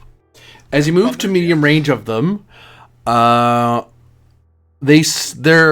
their hulls suddenly electrify and polarize, and then it seems to ignite the wake behind them.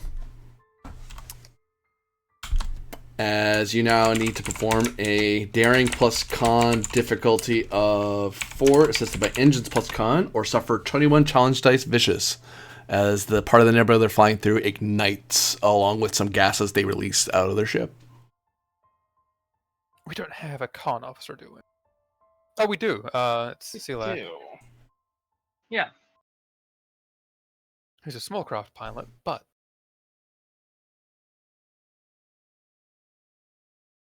We still haven't gotten around to like making a full NPC crew, I think. No. So who's your flight? Or do you have one? Ensign Selak is our current one. Like, she's a small craft, but... Selak. So, boop. What? What? But she has a thing. What the heck? What's going on with her? Token isn't generating, looks like. I'll fix it. I know what's going on. It's being stupid. I had to delete something to make extra room, and I was like, well, actually, technically, I don't need to upload the token thing if it's just in the avatar slot, but apparently I do.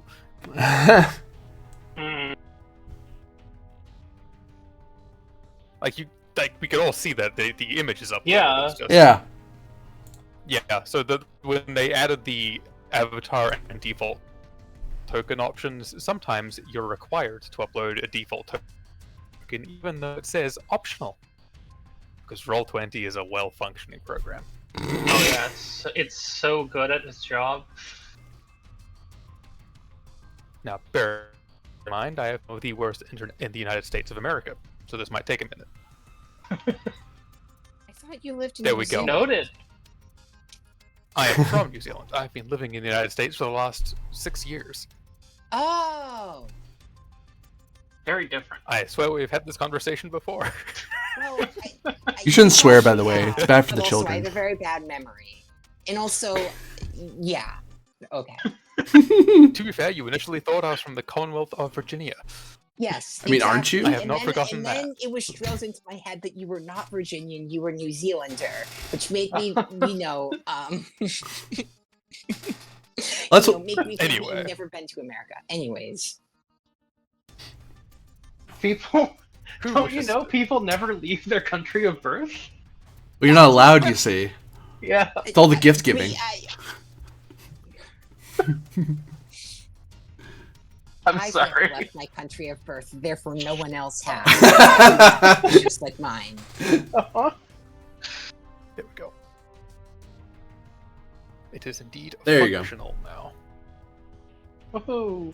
So, Daring Con, The difficulty only 4, thing as you... Go for I it. was gonna say, the only thing I could see an argument for is discipline in terms of, oh, this is an oh shit moment by a rather large degree. So not panicking and keeping on the job instead. I'm calling it daring because they kind of surprised you guys completely. So she has to do an emergency maneuver to bank the ship hard to avoid the explosion. That's why I'm Discipline arguing for a discipline. in focus. conjunction with the fact that she has the trait of hoplite. Hobbit won't help her here. No, not No, in I'm a saying space. I'm saying that the hoplite trait informs the type of discipline. That it's very much that quick Discipline is a reaction type focus. discipline. Yeah. Oh, I'm sorry. I'm mixing systems again. You mean discipline as a focus? Sorry, in a different game, discipline is an attribute. So I was completely like, why are you trying to change the attribute? Yeah, no. The discipline as a focus can work, yes. That's me. Don't mind me, everybody. We try not to. This is the problem with system hopping. Yeah. You just go, wait, what's everything? But yeah, who wants to roll her? Serrano, Winchester, either of you? Oh, yes. I always take up a chance to be Silek. It's the bun, What's isn't the it? roll? Daring Con, difficulty 4. Daring on focus in discipline? Yes, okay. You talked about this. We did have this conversation. Not the attribute, though, just to be clear. Yes. Not the attribute. Okay. So And- I'm and a not fighter, one of the so I get a disciplines. multi-attack. Okay. D4. So, is there any way I could spin you on devoted follower of the path of logic that I am pursuing this in the most logical robot-brained approach? Or If is you're an that something- android, sure, but... well, you know what I mean. I do. I'm just being a smartass.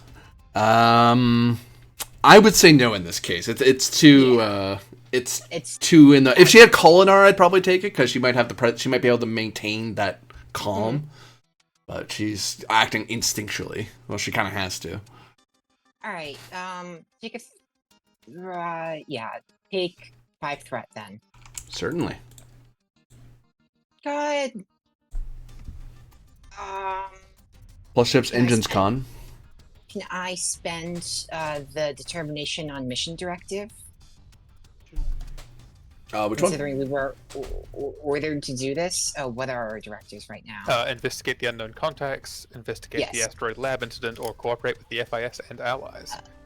Investigate the unknown contacts. This is isn't the part course of that investigation. We can investigate them if they get away. I'm gonna say no. It's just far enough that I don't accept it. But we do succeed. Because 3 + 1 is 4. Okay, we're good. We're good. Ooh, yeah, you just make it. You see Silac, there's a little shake in her hands as she does it, and the ship kind of rumbles, but she says, the clearances are tight, but the maneuver has been performed as requested. Contacts lost.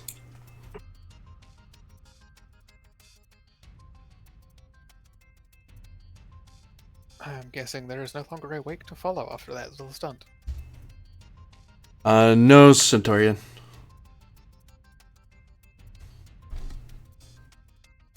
All right. Sensors, do your best to reestablish contact. Communications, give me open hailing frequencies.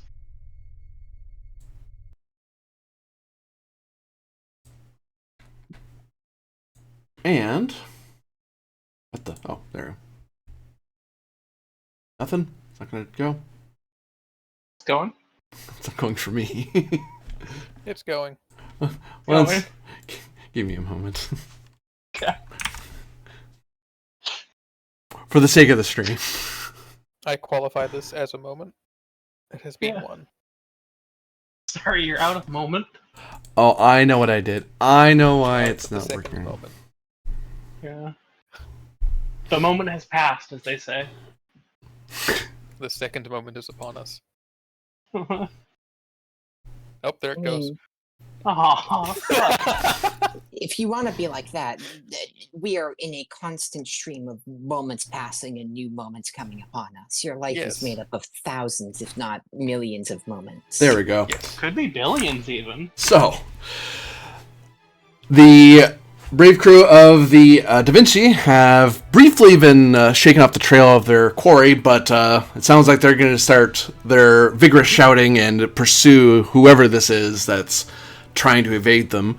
Meanwhile, the investigation on Halanak Station continues to figure out as much information as possible and hopefully defend it from any other future attacks, should they come, because they don't come, right? You have nothing but safety and security, because you asked the Telshir very nicely not to attack you.